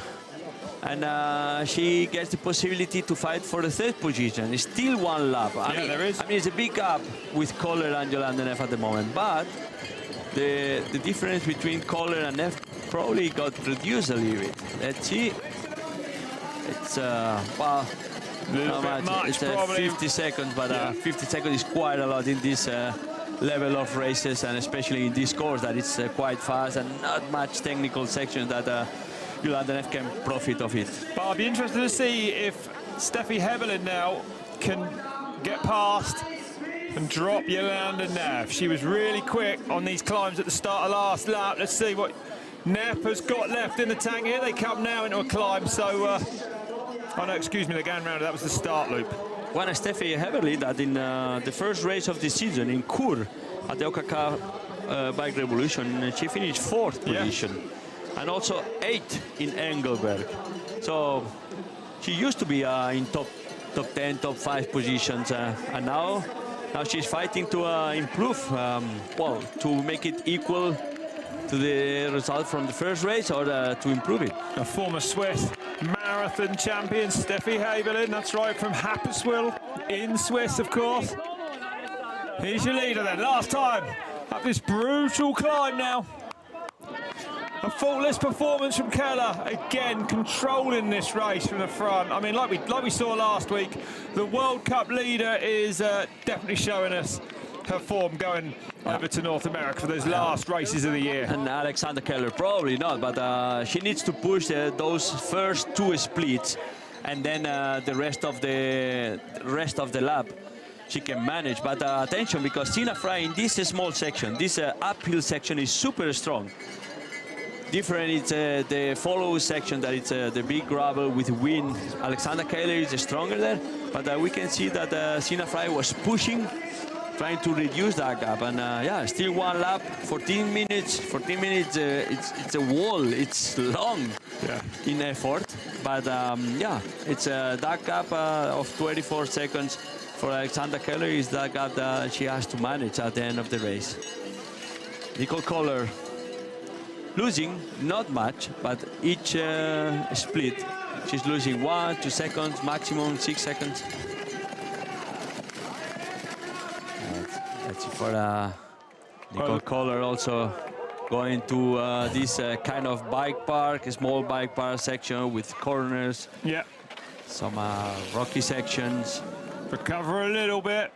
A few bumps now through those turns, getting rough. And going through the last effective feed zone, because at the end of the lap, before the finish line, is a feed zone, but she's not going to use it because they are in the last lap. So this is the last time she will get a bottle. Let's see if it's it's a go bottle. Probably some fast energies inside, some gels. They already put it inside, so the rider they need to drink only. Just drink, no searching in the pockets. And still, Steffi Haberlin and Jolanda Neff battling for the 4th position. And Haberlin not getting around Jolanda Neff. You know, I thought well, looking at that last lap time, it was a possibility, but not this lap, so. Oh, but Neff will fight for 4th place today, no question of that. Yeah, that's for sure, that's for sure. And look how fast Jolanda is on these descents, just pulling a few bike lengths there, look, against Haberlin. Yeah, and taking that different line, line there, yeah. Strange line, because I think it's a B line. I wonder, that's what it looked like. And it cost some seconds to Steffi. Not much, but 1, 2 seconds, okay. But now it's Haberlin that has to put the extra effort in at the base of this climb as well. So that, you know, that's a pretty good example of how you can build a small gap on a downhill, a small advantage on a downhill, and carry it into that next climb. Haberlin with the work to do now. Then she's already on the back wheel of Neff there. Here's Sina Fry, 2nd place at the moment. It's fighting. Let's see. A lonely 2nd place after splitting with Jolanda Neff in the early stages of this race. Track's dry now. The jump is on. Yeah. In the men's race. We're going to see Flukiger hit it. Yeah. Oh, let's see. Hopefully it's not windy. It's and then makes even the jump and a little bit show. And we see Sina Fry looks like in visual, the gap increase. Yeah. To Alexandra Keller. Well, maybe picking away through those logs there, riding over this. This is actually the big jump we're talking about. You can jump from there all the way to the backside around there somewhere if you fancy it. It's impressive with the camera. Imagine in live. That's right, Aaron. 16 on the clock. So a longer race than we saw last week. But Sina Fry seamlessly riding through that descent. Here's Nicole Kohler in 3rd place at the moment, chasing down the woman we just saw, still on the way up on this long climb. It's a good section for Nicole Kohler, you know, powerful, always good rolling, and she's good in these sections. At the moment, she's comfortable. She knows she has no chance to go on 2nd position, but also in 4th position they are coming a little bit fast. So this section that is quite hard for her. So.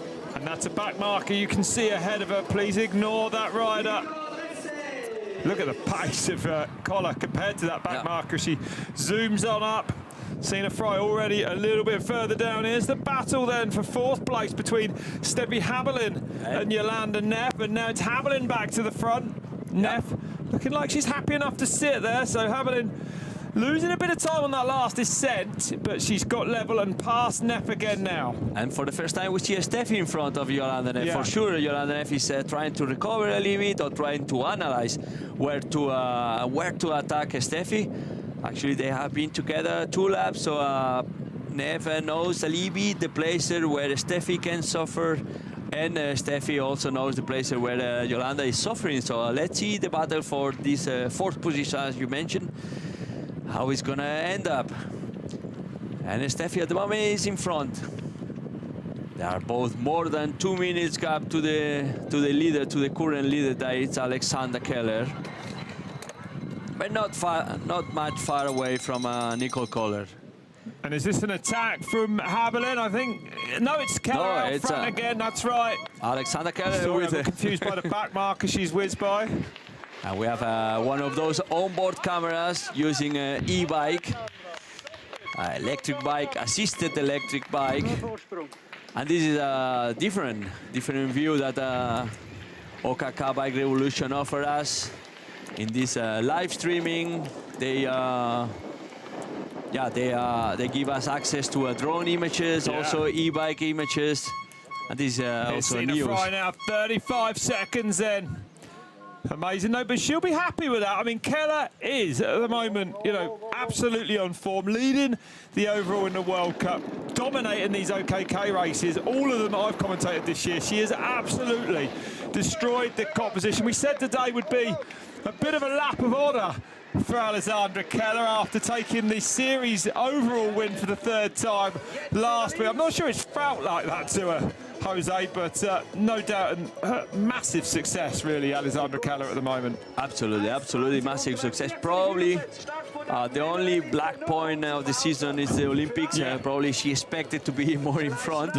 But the season is not over. As you mentioned, World Cup's in front, and she's the current leader. Also, she's going to win again the ÖKK Bike Revolution for the third time the overall. Also, one more race. The last three races, the last four races that have been won by Alexander Keller, except the first race that was Pauline Ferrand. Yeah, that's right. So it's totally a dominance of the ÖKK Bike Revolution by Alexander Keller. And a really strong ride for Sina Fry here. I think in another few weeks, Fry might be really back on the form that she wants. Those for Lake Placid and for Mont Saint Anne at the end of the year. Big improvements for Fry, I would say, today. Here's Jolanda Neff, 2020, the Tokyo Games Olympic champion. Huttwil now there with her. This is a battle for fourth. To and throwing as well. Neff, so quick on these descents. Makes a little bobble there, loses the front. Coming in, pushing hard. Neff trying to gain a bit of an advantage on this descent, no doubt. Looks like Jolanda is not getting as much time to Steffi as she wants. No. But let's see, because in this course to get 1-2 seconds, it's already a big gap. Fry up out of the saddle, fighting then in the closing stages still. It's a final lap for herself now as she approaches it. Back into the woods for the Herschel ramp, and then it's going to be downhill to the finish line. Now she's pushing hard, not even necessary, because the race is more or less over. But for Sina Fry is also a good test for her for the coming races, and for sure she wants to keep pushing till the end. To Huttwil. Look at this. So Huttwil looking like she's fighting to stay with Jolanda Neff. Not much in it though as they go into the trees. Those 2 seconds can cost the fourth position to Steffi Haverly, that's for sure. In this kind of courses, super fast, good rolling. You know, 2 seconds is it's a big gap. It's a gap. Imagine Alexander Keller is going to win a race after 1 hour 20 something, only for 35 seconds. So that means it's a course where 1 second gap is already a big gap. And Sina Fry is still fighting. Now it's not only for the result, it's also for the training and to building the shape for the coming races. And we can see that it's a lot of wind.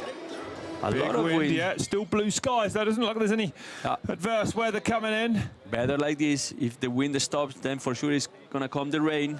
We saw it last week. Huttwil right there on the back wheel of Jolanda Neff then. So looking like this one might come down to a sprint around that athletics lap at the end of this. That can be a sprint, yeah absolutely.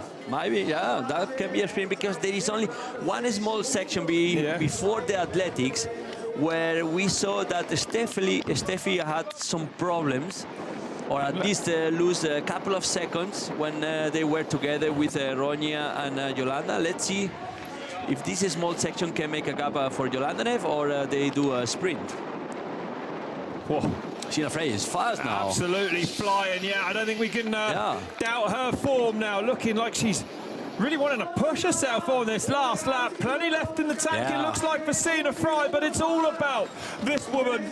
Alexandra Keller took the title last week in Gruyere with 1 to go. Her dominance this season in the ÖKK Bike Revolution has been insane. She's won every race except the first. 4 in a row this is today. This is a double celebration for Alexandra Keller, the race and the overall. Exactly, a big smile on her face then. She's enjoyed this Swiss series. She dominated it for the 3rd year in a row. Alexandra Keller, another amazing performance here today in Huttwil. Coming up then to take the race. The title is already hers. But Alexandra Keller knowingly going now to North America for the last 2 World Cup races of the year in absolutely incredible form. Your series champion for 2024 for the ÖKK Bike Revolution, Alexandra Keller, taking the win in Huttwil. And some homework's done. And Sina Fry coming in as well. So Fry with a massive effort on that last lap. I know Keller backed off, but bringing it down to just 14 seconds. So Fry's going to be massively boistered by this performance today, I would say, wouldn't you? That's for sure, because the season wasn't as pleasant as she expected, or the results. And she's back in a top form against fighting against this rider, the magnificent rider, Alexandra Keller. And as I say, homework's done. ÖKK Bike Revolution secure, overall in the pocket, and now looking for the next goals. That it's going to be the World Cup. As right now, she's the current leader of the World Cup, and still 2 races ahead. Yeah, that's right. The legs are there, the form is there. The titles are coming thick and fast. Let's see the interview. Maybe we're she waiting for Nicole Koller, should be coming in 3rd place. And we've got that battle. Koller has, I think, just crossed the line in 3rd place for Ghost. And now it will be the battle between Haberlin and Jolanda Neff. Yeah, for that 4th place finish. Still looking down that finish straight. Couldn't see him there. That's a battle we want to see. We see the last meters of Alexandra Keller in this race in Gruyère, ÖKK Bike Revolution 2024 season, winning the race and winning also the overall. And with enough gap to celebrate with the public and the spectators. Excuse me, here comes Nicole Koller now, then hadn't crossed the line. Going through that last split on track. Well, a big ride for her today, but the pace of Keller and Sina Fry today, look at these gaps now. In a class of their own, those 2. That's absolutely big gap, and if you see this gap, you realize that Sina Fry is stopping shape again. So Koller coming up over the line to take a brilliant 3rd place for her today. Koller celebrating the 3rd position, the same position as last weekend in Gruyère also. That's right, yeah, a good season for her.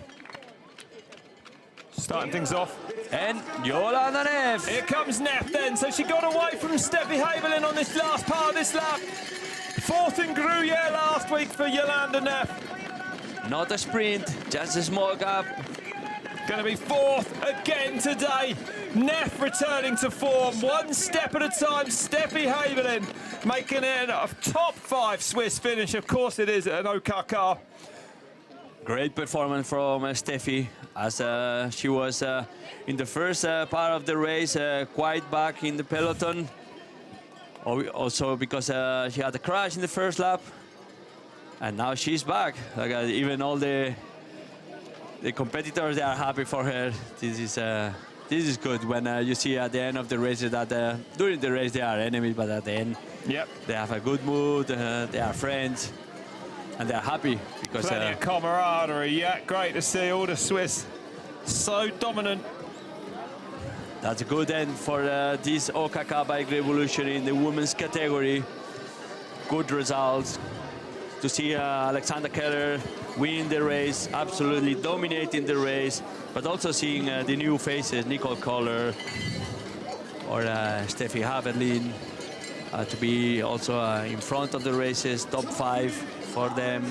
Jolanda Neff coming back from health problems, and last week she showed us that she's strong. Ronja Ebel the next, and the top non-Swiss finisher was right there, remember, until a lap ago when unfortunately that chain snap took her out of contention. But that's a great performance from Ronja. Yeah. That's for sure. She was there fighting with Jolanda Neff for the 4th position.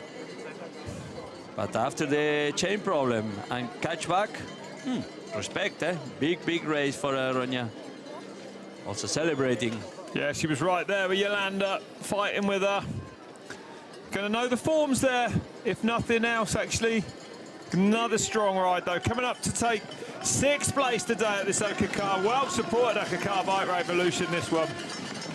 And as Serena Löger says in the interview, it's important for them because this is the last big Swiss race, cross-country Swiss race of the season, and now they have 2 more international races, the World Cup.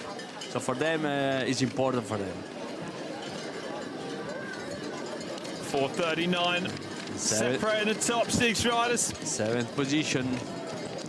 Tamara Wiedmann. Yeah, good ride that. 5:06 back for her. Smiling. Great ride then inside the top 10. And Isla Short. Good to see Isla Short come in as well in 8th place. Well inside the top 10. 8th position for her. And Serena Löger in 9th position. And with this position, for sure takes the 2nd position in the overall. Yeah. Let's see. We are waiting for Ramona Forchini. But doesn't look like she was close together. No, and Luger, remember, missing that race last week with illness. Oh, look, glad to see her. Paula Gorica. Esteban comes in for the finishing off the top 10. Paula Gorica finishing in 11th position. What a race that was. And there it is. 1:24 then. For 5 laps, plus that start loop for Alexandra Keller. Lost 10 seconds on that last loop, took her foot right off the gas. Fastest lap, a 14:40 on lap 3. 5, excuse me. And we see the big lose of time from Ronja Abel. 2 minutes 30, but just because a chain problem. Well, I think we're going to hear from our winner any moment now. Still chatting. The weather is good for chatting, not like last week that it was raining. She is winning again, Alessandra Keller. Congrats on this amazing race. It always looks so easy when you cross the finish line, but how did you experience that race? For me, it was to go basically to start super fast and to train that for the upcoming 2 World Cups. So I did a really fast start, and then I tried to set the pace a little bit for the next 2 laps, and then let the others come closer. I felt good, to be honest, not super good, especially because I did the start so fast. But then, I maintained the distance to the rest of the field, and I'm super happy to finish again first, and to get all the wins in this overall classification. Exactly, it was the 4th win this season in the ÖKK Bike Revolution, the 3rd back-to-back overall win. Can you share how proud you are of yourself again?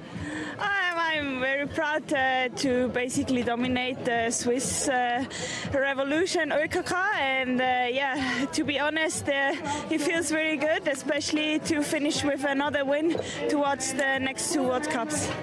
All the best for these races. Thank you, and congrats, Alessandra. Thank you. Well, thank you, Marina. Thank you, Alessandra. Amazing to hear from her there. Like saying, I went at it hard in the first. I had a short feeling the pace after that one. But to say, I went really hard on the first 2 laps because that's what I'm going to need to do at the last remaining World Cups. But we could see that the first lap she got a gap of 11, 15 seconds. Then she kept the whole gap, complete race till the last lap that Sina Frey probably gave up a little bit. But solid performance from Alexandra Keller, Sina Frey and Nicole Kohler, that for sure, for the last event of the ÖKK Bike Revolution. That's it, there's your overall results today, your top 10. Not all Swiss riders in there. There's three riders that aren't Swiss. That's pretty good at an ÖKK Bike Revolution race. I mean, if you consider that the winner is the leader of the World Cup. That's right. Right now, it's make no mistake about the quality of riders we've got here today. Yeah, and the men's race coming up is absolutely stacked, I promise you. There's your overall standings then, as Jose said.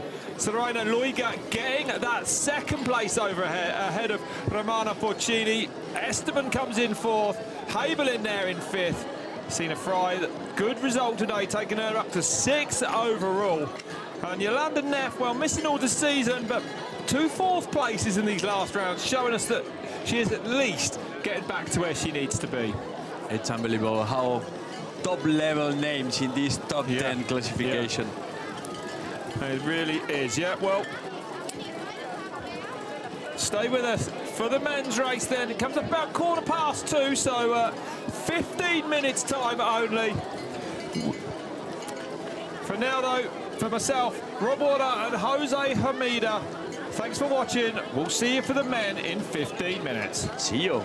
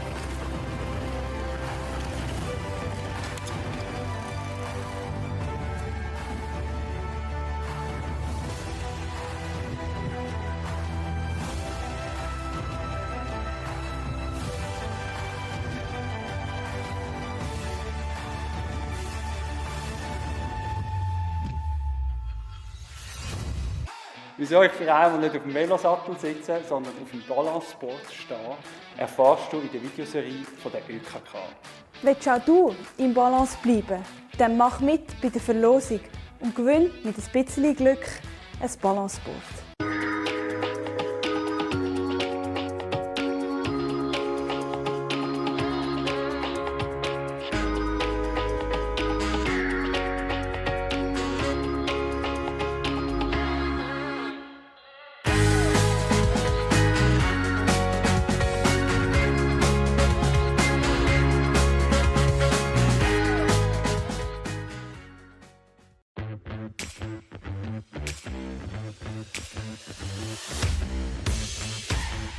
Nicht alle haben einen persönlichen Velomech wie ich, aber meine Versicherung, die ÖKK, zahlt die Hälfte an deinen Veloservice.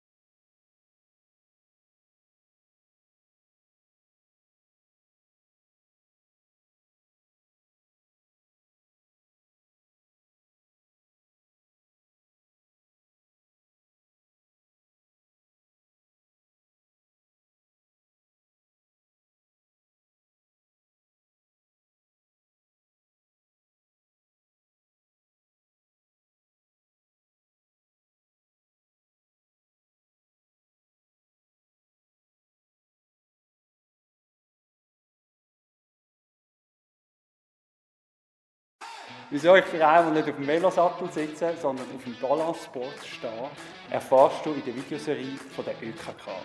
Willst auch du im Balance bleiben? Dann mach mit bei der Verlosung und gewinn mit ein bisschen Glück ein Balanceboard.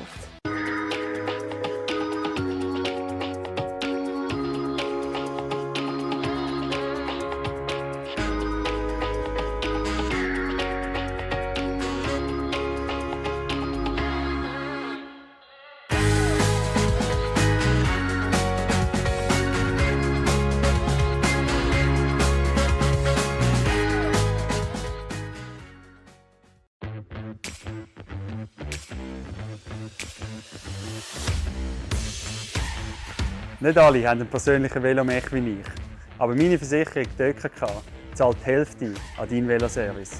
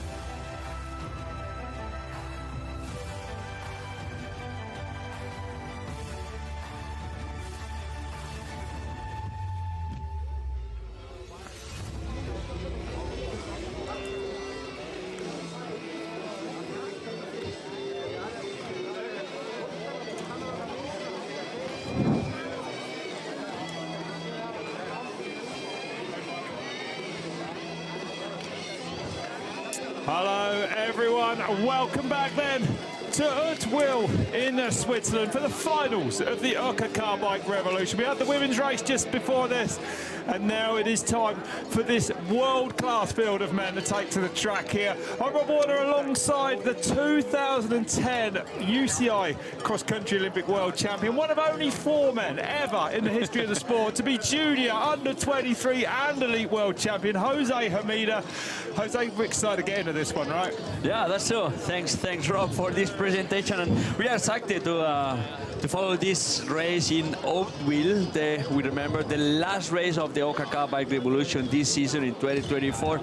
They started a long time ago in Chur, Engelberg, Davos, Gruyère, and this is the last race in Huttwil, home of Matthias Flückiger, and here we are. Everything is still to decide. Absolutely, that's right. Exactly, the title is wide open. We're about an hour and a half drive northwest of Bern, in the north of Switzerland actually this time, in the hometown of Matthias Flückiger. And as Jose said, the course has been Flückigered, we could say. There's a lot of features on here as they go up and down across the meadows, back down again.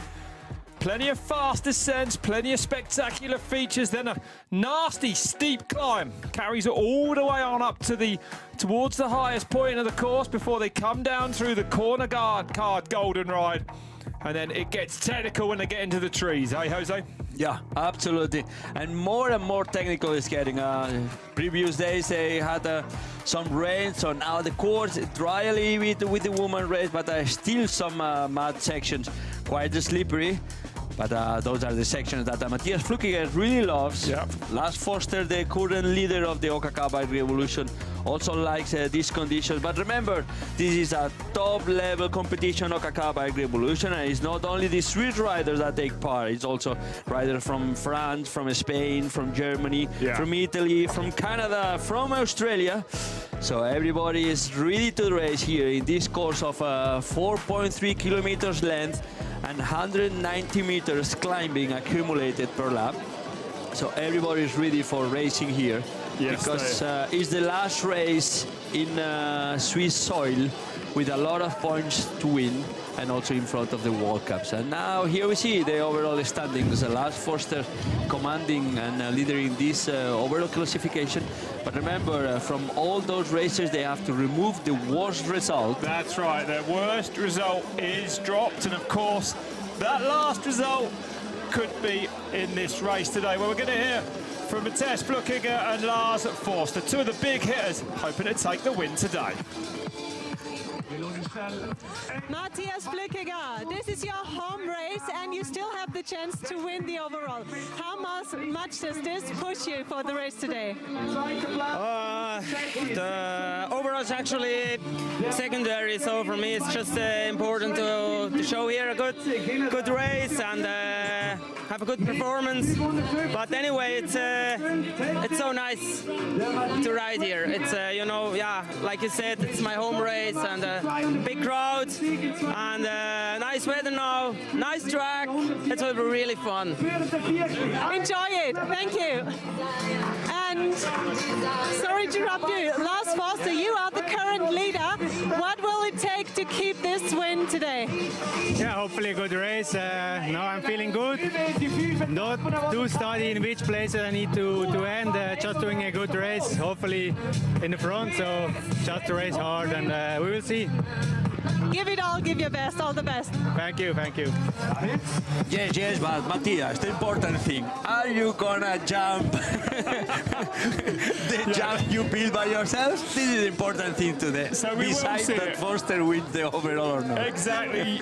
And interesting to hear Matthias saying the overall secondary for him. All about this race today, all about the form, I think, from this race as well, heading into those last 2 World Cup races in North America. The last massive European fixture of the year, the ÖKK Bike Revolution finals. And yeah, as Jose was saying there, last year, 2 days before the race, Matthias Flückiger decided the track wasn't spectacular enough and built what can only be described as one of the most horrific looking jumps I've ever seen on a cross-country track. This year, it's even bigger, and we're hoping to see him send it. You'll know when we're getting to it. because we'll be getting very excited on lap 1. Kalala is stopped there then. BH team from Spain. Yeah, Geoffrey Couillet, a rider that won World Cups under 23, also one of the top 20 riders in the World Cup, taking part for the first time in ÖKK Bike Revolution, a Spanish rider, Geoffrey Couillet. An 8th in a World Cup as well this season for him, so good to see. Marcel Guerini, one of the men actually that could whip away that overall title from Lars Forster. Just going to see what he does. A brilliant 3rd place for him at the World Cup in Novia Mesto this season. 3rd last week at the ÖKK in Gruyere. One more rider to come to the finish, to the start, sorry. This man doesn't need an introduction. Needs an introduction? Not really. He really doesn't. Nino Schurter. Owner of the sport, let's say. 10 times an elite world champion. 36 World Cup wins to his name. Last year's overall World Cup winner, heading to those last 2 races actually in 2nd place in this year's World Cup standings, so one of the biggest hitters, the greatest of all time. Form has dropped a little bit, I would say, after Paris for him. Let's see what he can do today. He'll be keen to get right back where he needs to be. Yeah, for sure. He informed that after the Olympics he was a little bit tired. Probably he made a big effort to qualify also, and also to perform in the Olympics, in his 5th Olympics. And then things didn't work out as he expected, but yeah, he's trying to rebuild the season for the next 2 races ahead in this last race of the ÖKK Bike Revolution. And Matthias Flückiger, also a presentation, well, he's at home racing with his own public and also in his own course, the course that he designed, but also a World Cup winner, Olympic medalist. World Cup overall winner, that's right. And let's not forget with Matthias Flückiger, he had his appendix out 2 weeks ago. Or 3 weeks ago now, I believe. So getting better and better. Another big hitter, Filippo Colombo. The current Swiss champion overall in the World Cup at the moment. On the podium of the first 2 World Cups of the year. Perhaps Paris taking his focus away a little bit. But now looking to get right back where he wants to be form-wise. Colombo's excited having a race like this. Yeah, that's true. That's true. We don't see him often in ÖKK Bike Revolutions. And the last rider on the call is Jordan Sarrou, the French rider, world champion in 2020. Also the French champion. What a lineup we've got here then for the finals of this. The Nino Schurter flags are flying. Forster, Flückiger, Schurter, Sarrou. This is some race, yeah. This is going to be absolutely incredible here this afternoon. And then it's going to be a side race that is the overall with Forster, Luca Sciatti and Marcel Guerini. Yeah. Those 3 riders, they are competing to win the overall. Even Matthias Flückiger, depending, he has some chances to get to the top. We'll keep an eye on that then. We keep Lars one eye. Forster, though, starting as favourite to defend his ÖKK title from last year. David List there in 8th, Blooms, Julian Schlem. Some other big names a little bit farther. Zanotti. Yeah, some of Thomas the big... Littja, Gunnar Holmgren, the Canadian, Andre Frischner. Yeah. Dario Lillo, Maxime Marotte, yeah, and Lillo, also Joshua Dubois that is coming from a big health problem. He had an operation, surgery, in a knee, and he came back not far away, not long time away, and he's taking part in the races. He wants to build the shape for the next coming World Cup, that's for sure. Big names around. Timo Rueg, Sam Fox, Maxime Marotte, as we mentioned, Nick Burki, the French, Laurent Cheneval, Fabio Puntener, the teammate from Luca Sciatti from the Solo Turn team. Probably they can work together also for fighting for the overall. Yeah, that's true enough. So nice to see some blue sky after most of Europe being hit by a massive amount of rainfall this weekend. No problems today. Some rain on Friday night. The course, though, has been drying ever since, and I would say right now is about absolutely perfect. It's 6 laps of this 4.3 kilometre long track, plus a start loop, which isn't far off a full lap actually. Yeah, the start loop is quite long. Yeah. So we can say that it's 7 laps probably. Yeah. And it's going to be a 1 hour 22 race. So in the next hour and 22, enjoy this show that the riders, they will deliver. Waiting for the lights. Here we go then, we're about to go racing. And Huttwil. The ÖKK Bike Revolution finals are go, go, go! Jordan Saru look like he's taking the control. Nino Schurter. Side in the white as well. Powerful start from those two. About the start from the Spanish rider, Geoffrey Couillet. He lost quite a lot of positions, but now... Some dust on the track, so the track drying out, but look at the pace of this start as they fire down this massive start straight in this first climb. Look at this, this is a lottery. If you are in the middle, it's super soft and you have to keep in the middle. Look, everybody's searching for a good line, compact line and a fast line, but it's not easy because the ground is still soft from the morning and the previous day that was raining. Super steep this climb, they'll turn right next lap onto that loop. You can see there for the start loop cutting that out, but looking like, is his Schurter going out the front first? Yes, Schurter in front. So Nino with an exceptional start here.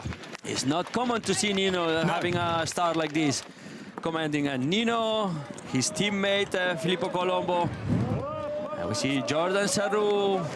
Lillo in there in third. I saw a giant he's in third through, so amazing. Lillo electing a ride as a elite rider last week. With a white kit, white jersey, is Dario Lillo. Martin Blooms also in 4th position, we could see in that climb. Forster a little bit further back. Let's see if we can see what happened to him during this replay. There he is, right in the middle at the moment. Lars Forster just coming through behind Nino there. Not a superstar from Marcel Guerini. No. But he has a little bit time here to catch up. Let's see. But Nino looking more like his old self. Some disappointing results for him, I would say, Jose, after Paris, right? The World Championships weren't where he needed to be. Not really in altitude in Andorra, probably a little bit burnout, let's say. Yeah. Probably too much training before the Olympics, trying to pick the big day at the Olympics. But it didn't work for Nino, but now he's catching back. Look at the reaction from Matthias Flukiger. Flukiger at the outside in the red then. So Flukiger to the front. Go Matthias, go for the jump. And the big jump that he built is coming. Maybe that's why he wants to be at the front. There's a bit of wind about today as well, so let's keep an eye on this. Well, some big names in the back, eh? We could see Joshua Dubois, and we're coming down Julian Shelb. Coming down towards the jump now that Matthias himself built. Here it is. Let's see. And he doesn't dance in his way. He almost said it. Hey, half jump. It was Colombo that break, and he had to break a little bit, but we see... riders are sending it back further back, so we look forward to that next lap. Like this, they are more or less, they are kind of rolling, and Jordan Saru... But it's Colombo. No, sorry, it's not Saru. No, Colombo leading, though. Interesting. Remember, this is still the start loop. Not going to see the full lap this time. On board with Nino Schurter. Behind the two riders in red there. Look at the pace, Jose, on these climbs. Yeah, look at the Swiss champion. Filippo Colombo from Lugano, Matthias Flukiger, Nino Schurter, Jordan Saru, Dario Lillo, Adri Frischneck, and Marcel Guerini. Good reaction from Marcel Guerini. Is also fighting for the overall. Wow. Martin Blooms, Vital Albin, Lars Forster. Everybody's online. Everybody's ready for racing. The next 6 laps. This is spectacular stuff then. It's amazing when you get these big names of these ÖKK Bike Revolutions. It's so competitive in Switzerland. And there is no gaps for the moment. No. Filippo Colombo trying to push a little bit here in the downhill. We could see that he's attacking the corner strong. Adri Frischneck coming at the camera there. Guerini in the green going through. And this tight hairpin. That's going to be a tricky corner for everybody. Maybe they have to. It's going to be traffic for the next riders. All clean so far, no mistakes from these top riders. And a small bubble there. No, we got away with that one. Forster goes through. Forster sold the program quite well. Geoffrey Couillet, the Spanish, Thomas Licher. Now the bobbles start. No, clear again. Walter and Sciatti. Luca Sciatti with Joshua Dubois. Sciatti with a mathematical, really, only chance of leaving here with the ÖKK Bike Revolution overall title today. Lars Forster, and looking like the most likely at the moment. That's a big attack from Matthias Flukiger at the moment. Oh, taking the control. Lillo there in 5th place. Frischneck, Guarini 7th at the moment. Scherder right there where he wants to be as well. Everybody in line. Marcel Guarini closing this small group in front. But now everybody's together again. Geoffrey Couillet, Thomas Licher. Sciatti goes through in 16th, Walter, just ahead of Dubois. Luca Sciatti, Joshua Dubois. We are all there. Fabio Puntener, Joel Roth, Julian Schelp. Maxime Marotte, one of the big names. Former e-bike world champion. Joris Reeve also. He's combining e-bike races, and I thought he was the guy from the e-bike on the race. Yeah, maybe. I wonder which one he enjoys more, e-biking or this. And we have those spectacular images from the drone that it's a typical shooting. And it's a beautiful day. Now the sun is out. They are all together at the moment. We see Luca Sciatti staying on the wheel, staying on line, nothing. He can do nothing at the moment to improve his position because they are inside the forest and it's narrow. But Matthias Flukiger trying to push a little bit the rhythm. And Nino Schurter just staying on wheel. They know everybody that when it comes such a narrow sections, the gap get reduced. Martin Blooms, Vital Albin, Lars Forster. Steep descent, that one. Wow. Few different lines. There's another line right around the left as well. Big steps of routes down there. They all have one good line, but when you are in a traffic, in a group, you always have alternatives, like some of them, and they choose different. Little gap now at the front then. Well, Schurter's somewhere where he needs to be at the moment. We caught up with him actually before the race. That's coming up any time now. More riders pouring through. Frantic action on lap one. And tough season already so far. Olympic year is always tough. Everybody is extra excited, and it's just one big race extra in the calendar. But now we had a bit of a break, and I was able to take a few days easy, and I hope I'm building up again for those last races here in Huttwil, and then the two last World Cups in the overseas in the US and Canada. It's a cool track here.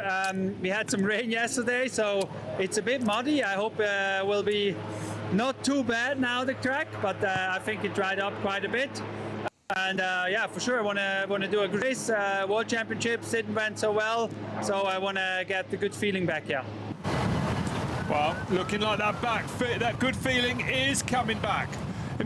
Laureus Awards, so it's incredible, this guy, and still going there, still fighting for the wins. And he won a World Cup this year, right? I mean, 14 years after his first World Cup win in 2010 in Dalby in the UK. Unbelievable. I remember that race. It was a sprint against the Kulabi, Jaroslav Kulabi in Dalby Forest. But imagine this guy, he retired generation of riders. And he's still there, he's still there. Absolutely. So let's see the two guys in front finishing this start loop, this small loop, and now it starts to count. 6 laps to go for Matthias Flukiger, Filippo Colombo with a small gap to the next group that is commanded by Nino Schurter, Jordan Sarru, Dario Lillo, Adri Frischneck and Marcel Guerini. Marcel Guerini that it's fighting to get the maximum points, also looking for the overall. We see Giulio Zanotti, the French guy from BMC. Forster. Geoffrey Couillet, some big names, international names. Forster looking like he's got his eye on Guarini, catching up with him there, so keep an eye on that as well for the overall standings. I was interested to see, the rest of the group kind of slowing down on the discussing, chatting away a little bit as they came up to cross the line, letting those two riders, Colombo and Flukiger, gain a little bit more time. Matthias at the front there. Filippo Colombo right there with him in the black helmet. Now Schiatti has big problems because he's second in the overall standings. Yeah. And actually his two closest enemies, Foster and Guerini. Actually Guerini is third in the standings. He's in front with the front group and Schiatti is in the second group. And the gap is going to get increased lap by lap. Let's see. All the riders going through this technical part. Saru in the red, white and blue, looking like he's trying to get across that gap. Nino's still there in fourth place. There's Lars Forster at the back of this group at the moment then. They will get back. Now it's going to calm down a little bit after the start loop. So this is like when you are playing cards, everybody gets the cards and then, okay, they sit a little bit, they get calm a little bit. This is big group is going to count for a while. At least 2 laps and then they will start the fire again. But everybody in the beginning wants to defend the position, check the legs, how they are, the leg, how is the shape, and then continue. And that's the overall standings right now, the virtual overall standings. And Luca Schiatti is even losing the second position till fourth position. And Flukiger will win it if it stays as it is at the moment. So Forster needs to, he's got a bit of work to do. Colombo back to the front along this top straight now. Colombo and Matthias Flukiger both working together. Flukiger can get profit of this situation. Look at this though. Yeah, Jordan Saru reaction. Definitely closing in, looking like he wants a part of it. Fast, pushing hard on these descents as well. The dried ruts now are getting a little tricky. At the moment, Matthias Flukiger can get profit of this situation because Filippo Colombo is quite motivated to go in front and to win the race, of course. And Matthias Flukiger, he can, obviously, he wants to make a good race, good performance in front of his neighbors, let's say. But at the same time, he's in the position to win the overall of the ÖKK BIKE Revolution. So he can work together with Filippo Colombo. And at the same time, he will be sure that Nino don't react, because if Matthias Flukiger takes Colombo, the Scott rider, Nino is not gonna attack to catch his teammate. So Flukiger, if he keeps Colombo motivated in front, he's gonna move one enemy outside of him. Yeah, absolutely right. Yeah, they can play tactical here. And look at this, Joshua Dubois, the son of Ludovic Dubois, one of the old riders in the 90s. That is back from surgery. Saru is there. Saru is there. The Frenchman joining the two Swiss at the front of this pack. Oh. Saru is good in climbing. He's a good climber. It's always good in these kind of races. The former world champion Saru did that in 2020. One World Cup career to his name. Back in that. We see on board of Nino Schurter with Lars Forster. The second group is commanded right now with for Lars Forster. That probably Lars Forster is more keeping the speed and keeping far away Schiatti than trying to catch his teammate Matthias Flukiger. So at the moment it is interesting how the riders they will react, because they are personal interested to go in front, but also at the same time they are team tactics, you know. And, Lars Forster is in the second group, but if Lars Forster brings the complete group to Matthias, he's bringing more enemies for the fight. At the moment, it's quite tactical. The only one that is comfortable here, it's Jordan Saru. That is alone. Nothing to win, nothing to lose. He has just go for it. Not stressed about the overall. Yeah, exactly. He has Giudi Zanotti as a teammate, but he's not fighting at the moment. Fighting for the race win only, yeah. Probably a nice, uncomplicated place to be. Lillo goes through ahead of Guerini. Next is Nino Schurter. There he goes. Forster on his wheel. Blooms comes through in the red. Schiatti with him. Still not much time across these top 15 riders, around 20 seconds. So it's still wide open, this one, on the first full lap of this track. Small gaps. We saw it also in the women's race. We are not going to make a spoiler result from the women's race, but we saw it that it's a course quite technical, quite difficult, quite physically demanding, but the gaps, they are quite close to each other, at least till the last 2 laps. But for the moment, we can see it in the men's race that it's still open. Even if Filippo Colombo, Matthias Flukiger, they try to escape, but at the moment it's still quite open the race. And all the riders, they go over the jump. Yeah, the B line looking a bit far around. Back onto this climb though for the leaders. Group is getting bigger now, a little bit bigger. Filippo Colombo, Mattias Flukiger, Jordan Sarru, Dario Lillo, the under-23 rider that has permission to race with the elite riders, and Marcel Guerini reaction. Guerini coming through there in that light green top, so yeah, interesting to see. But Lars Foster, the reaction from Lars Foster is immediately catching the group and stay on the wheel. At the moment, Lars Foster, he has to protect only the overall, staying on the wheel of Guerini. He don't need to be too much involved right now in the beginning with Matthias, with Nino, with the guys in front, with Sarru. At the moment, Foster, he needs to secure the overall and then try to fight for the race. Good speed from all the riders. The course is drier than in the morning. Looking about perfect now, yeah. A few little wet patches to catch you out, nothing too serious. Lillo goes ahead, through just ahead. Great. Of Lars Forster. Schöner comes firing into this section. Yeah, going fast now. Martin Blooms, Luca Sciatti, Geoffrey Couillet, Simon Walter, and Zanotti. Yuri Zanotti, we see. And here's that big jump we were talking about. Riders sending it this afternoon. That's Timon Rueg, I think, teammate from Marcel Guerini. Gruyere, last week famous for its cheese. Huttwil, famous for its catapult. Catapult. As you describe it, Jose. Foster then 3 seconds off. Big leading group now. All back together at the front, really. Not much back to these chasers either, led by Nino Schurter. Interesting.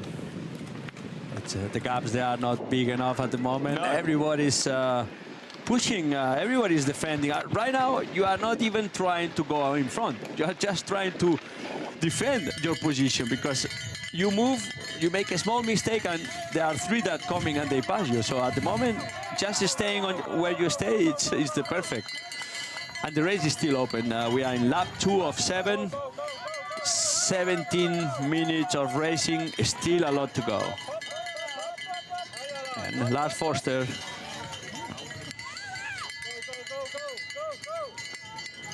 Lars Foster closing that group, the front group, just on the wheel of Dario Lillo. We remember he's an under-23 rider in the elite category. Last week he finished 5. Yeah. And also the first race of the year, he finished. He finished in 6th position. His best position. No, sorry. Last year his best position was 6 in the elite, and last week he improved in 5th position. So today he has one more chance to improve this position. Forster, different line, making it work. Sciatti, Walter, Geoffrey Couillet, Zanotti, and Julian Shelb. Good reaction from Julian Shelb. He was in 24th position before, and now he moved up some good positions. And still only around 20-30 seconds covering the top 20 riders in this race. So imagine the speed. Yeah, the pace is high here in Huttwil, the finals of the ÖKK Bike Revolution for 2024. I'm Rob Warner alongside the 2010 World Champion of Cross Country, Jose Hermida. And this is shaping up. Tell me the thing you say always, the unique 4 rider. tell me, I like. Over dinner last night, he spilled out that he has only won, Jose told me he is one of only 4 riders to have won a World Championship title in junior. Oh, look at the smile on his face. Shame you can't all see it at home. An under-23 World Champion and an elite. And who are the other 3 riders? Come on. Which company are you keeping, Jose? He's gotten red now. He's a little embarrassed. Miguel Martinez, Nino Schurter, and Julian Absalon. And the last monkey, it's me. The last monkey. Kicker to the front again now. Sarru, Guerini, forced to go with him. The race is on fire at the moment. Yeah, absolutely. The pace is insane here. Everybody thinks that can escape, but everybody is keeping tight. Colombo back to 7th all of a sudden. Yeah, that's true. Yeah. David List, the German rider, also Julian Shelb, he was also catching from the back. And we see Puntener. This is Fabian Puntener. And Julian, I think it's Julian Shelb in front. Also one of those German riders. This year he got podiums in the World Cups and went to the Olympics. After a long break from his side, he used to race with a long time with the Merida multivan team. Then he stopped his career for a while and come back strong last year and this year. He's also racing here. And we see the onboard camera used by e-bikes. And the rider in front, Matthias Flückiger. Marcel Guerini, good reaction. Good reaction from Marcel Guerini that wants to go together with Matthias Flückiger. Yeah, Jordan Sarrou, always keeping one eye in the guys in front. But I would say that this is an attack from Flückiger. Look what he's done to the following pack. Forster's now a long way back. Really owning Guerini. Managing to go with him here. And it was Guerini that was a little bit further back at the start, so impressive to see. Yeah. But Sarrou looking like he's really struggling to go with these leading two now. Has a look over his shoulder as he comes onto this start-finish straight. Now onto lap 3 then for Flückiger and for Guerini. But Foster needs to react because yes, he does. Marcel Guerini is in the position. You need to be there because those are the positions where you get the most points, 250, 200. That's right. As soon you drop from 5th position in the back, not enough gaps. The gaps, they are 20, 15 gaps. It's really small gaps. That's absolutely right. List goes through in 9th. Bloom, Schiatti. Schled 15th for the German rider. Luca Schiatti reacting and trying to get in top 10. The Spanish rider. All the way back. And Sarrou still hanging in there in 3rd place on that climb. Oh, he's there. He can't close the gap. He's pushing to close the gap. But Matthias Flückiger, look, he's also pushing hard with Marcel Guerini. Let's see the slow motion of this bridge gap. How you call it? This is an invention from Matthias Flückiger too. Bridge would just have been too simple for him. Needs a gap in it. That was for the kids. We remember that also ÖKK Bike Revolution is not only top elite races, they also the previous days and they organize races for kids, for other categories. Changing again now, and it's Guerini as things stand that would leave with the overall ÖKK Bike Revolution title. Ooh, this is going to be open till the end, eh? And so if they finish equal in point, who is going to win? Who is the rider with the most wins in the series? Which we will that will be Matthias. Will be Matthias Flückiger with 2 wins. Now we see Filippo Colombo, Matthias Flückiger. Marcel Guerini, he knows he has a unique opportunity. So he's fighting. Still there though. Sarrou looking like he's recovered a little bit. He's back on the wheel of Guerini now. But attention, Lars Forster. He's close to the 3 guys in front. There he is. There's Forster. Remember the battle for the overall between him and Guerini as things stand at the moment. And Vital Albin, Dario Lillo. We see David List. And onboard camera with the legend Nino Schurter. And again, Sarrou just off the pace again now. Look at this, racing against Matthias Flückiger must be like racing against a squirrel inside a car. He's moving constantly, he's attacking constantly. Mamma mia. You don't get a steady rhythm with Matthias Flückiger. And Flückiger clearly over the having his appendix removed 7 days before the World Championships in Andorra. This is week 3 that he's raced after the appendix removal. He's going from strength to strength, it looks like. It's a traditional joke. Now it's lighter than before. But I don't know how much things they take out. He climbs better than ever. Mamma mia. Sarrou has paid the price for getting across to them. He has blown up here. Look at this. That's amazing. Yeah, Sarrou is getting some doubts, some serious doubts. If he goes in front with Marcel Guerini and Matthias Flückiger, or he just drop a little bit the effort and gets couched by the other riders. And Vitan Albin, a teammate from Tomus. 3 riders from Tomus team in front. Matthias Flückiger, Lars Forster and Vitan Albin. And we see, like you say, now Jordan Sarru is quite suffering a lot. He can't continue with the top guys. He can't close the gap. Ooh. Here's Colombo on this really steep climb. Wow, the two riders from Scott suffering now. Nino Schurter and Filippo Colombo probably paying a little bit the effort from the beginning, trying to fight with Matthias Flückiger. Maybe it was too much for him. Colombo down in 7th place at the moment, absolutely. So there's your top 3. Oh. Bad signs from Sarru when you check back. Yeah, I saw him do that already before as well. So you are not so fresh. Telling.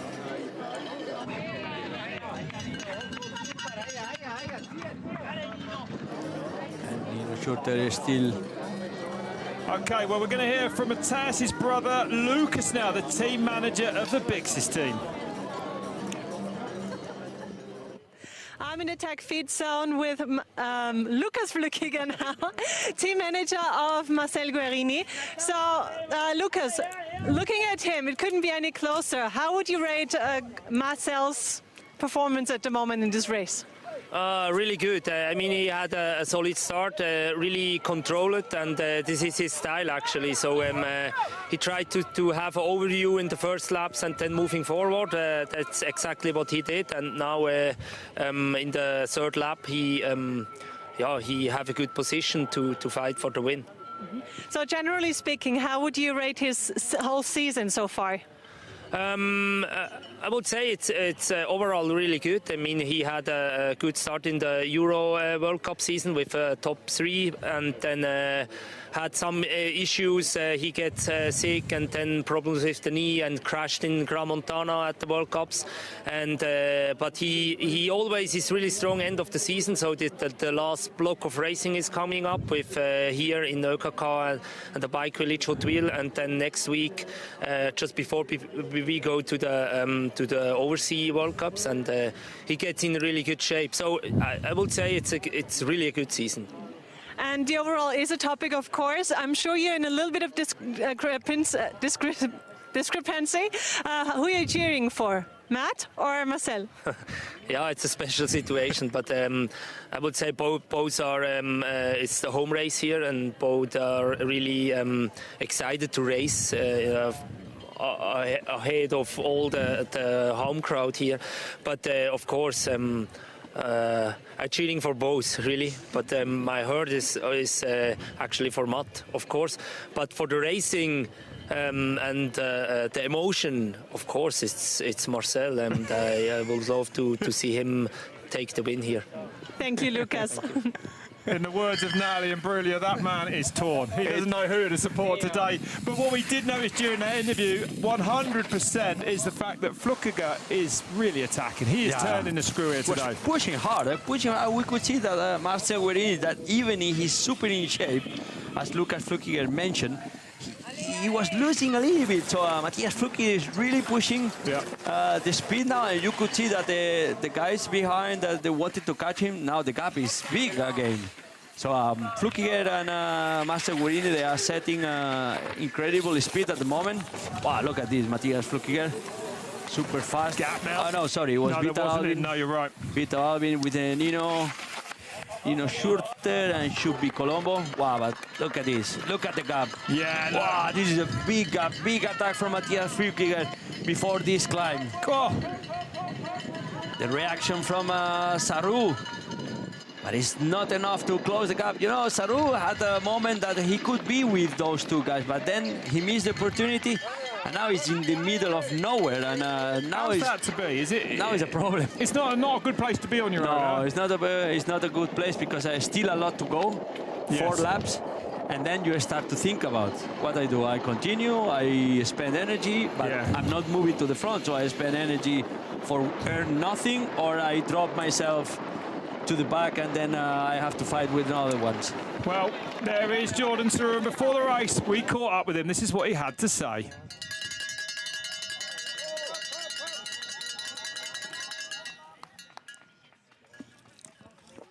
I always come for a win. I think it will be a great challenge, because there are a great field at the start.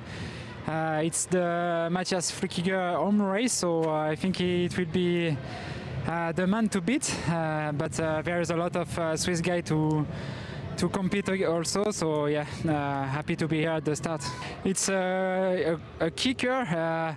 You can go very high and far, but with the mud you have to take care because it's so slippery at the landing, and you can go straight and miss the corner at the end. But yeah, it's a jump by Flückiger. It's a big jump. Everyone talking about the jump. Yeah, it's a jump by Flückiger. There is no better way to describe it.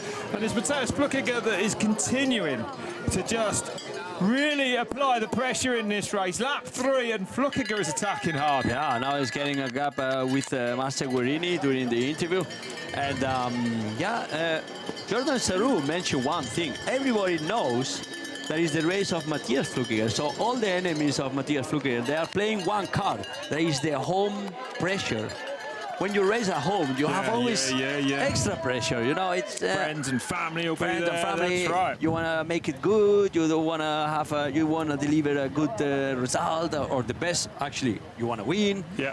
And it's also one more thing you have to deal. But look at this gap now. Matthias. Look at this gap now. Then. Matthias is dealing easy with the deal. 4 seconds back to Guerini. Looks a little bit more actually. Guerini really needs to fight back now if he can, and I'm not sure he can with the pace of Flückiger at the front. This is what we saw last week. Flückiger just absolutely all out. Sarrou goes through nearly 20 seconds behind then the 2020 world champion is Nino Schurter. Different line for Vitaly Alvin and Nino Schurter. Lars Forster going on 4th position in this split time. Darillo Lillo, David List, the German, 35 seconds. Looks like it's a big gap. Actually not, but if you are inside of the forest and you don't see the other riders, you know, it's getting bigger and bigger the lap. Yeah. Master Guerini onboard camera. Wow, that was fast. Yep. Man. Super quick down through there then, yeah. Yeah, it's a small stadium here where they do also some technical courses for kids, for the young generation of mountain bikers for the future. So the ÖKK Bike Revolution is a 360 project, not only competition, it's also tourism, it's also a school for the kids. Yeah, it's a fantastic weekend of activities here.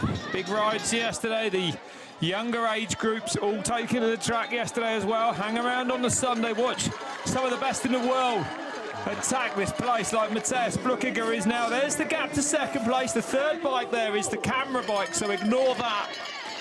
But yeah, Flückiger putting on a tour de force here at the moment. Guerini dropping onto the bars for this finish line straight.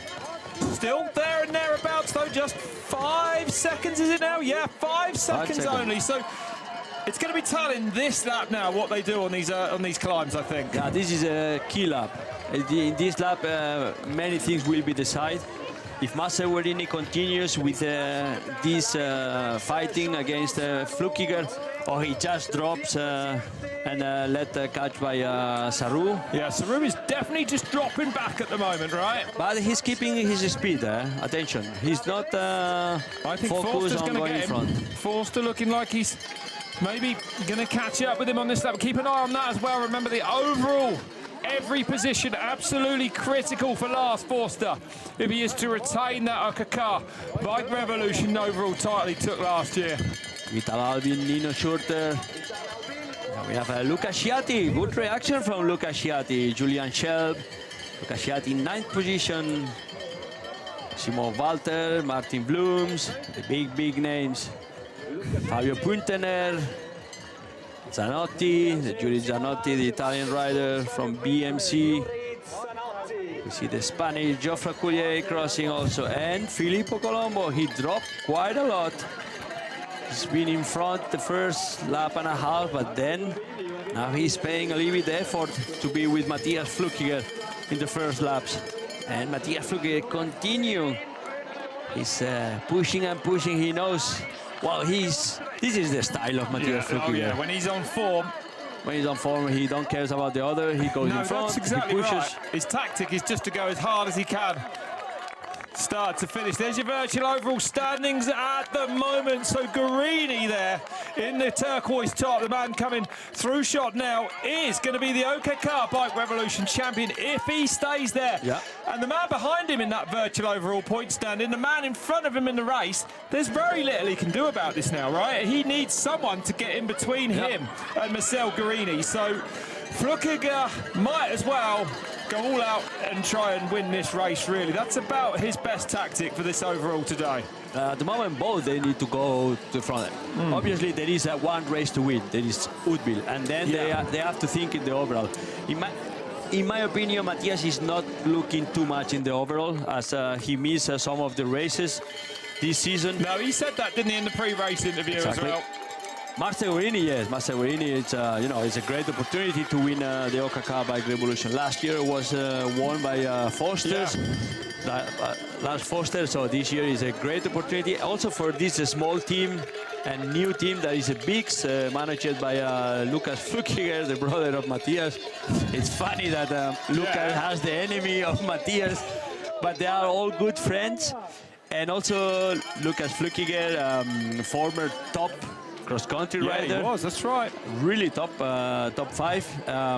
Then he built his team, and with this team, he saved the career of Marcel Guarini, because Marcel Guarini had no team. Is that right? And he saved his career, and since the last 2 years, they are working together in the same team. Oh, fantastic. And look at this. Yeah. And Marcel Guarini is fighting for the big goals around the world.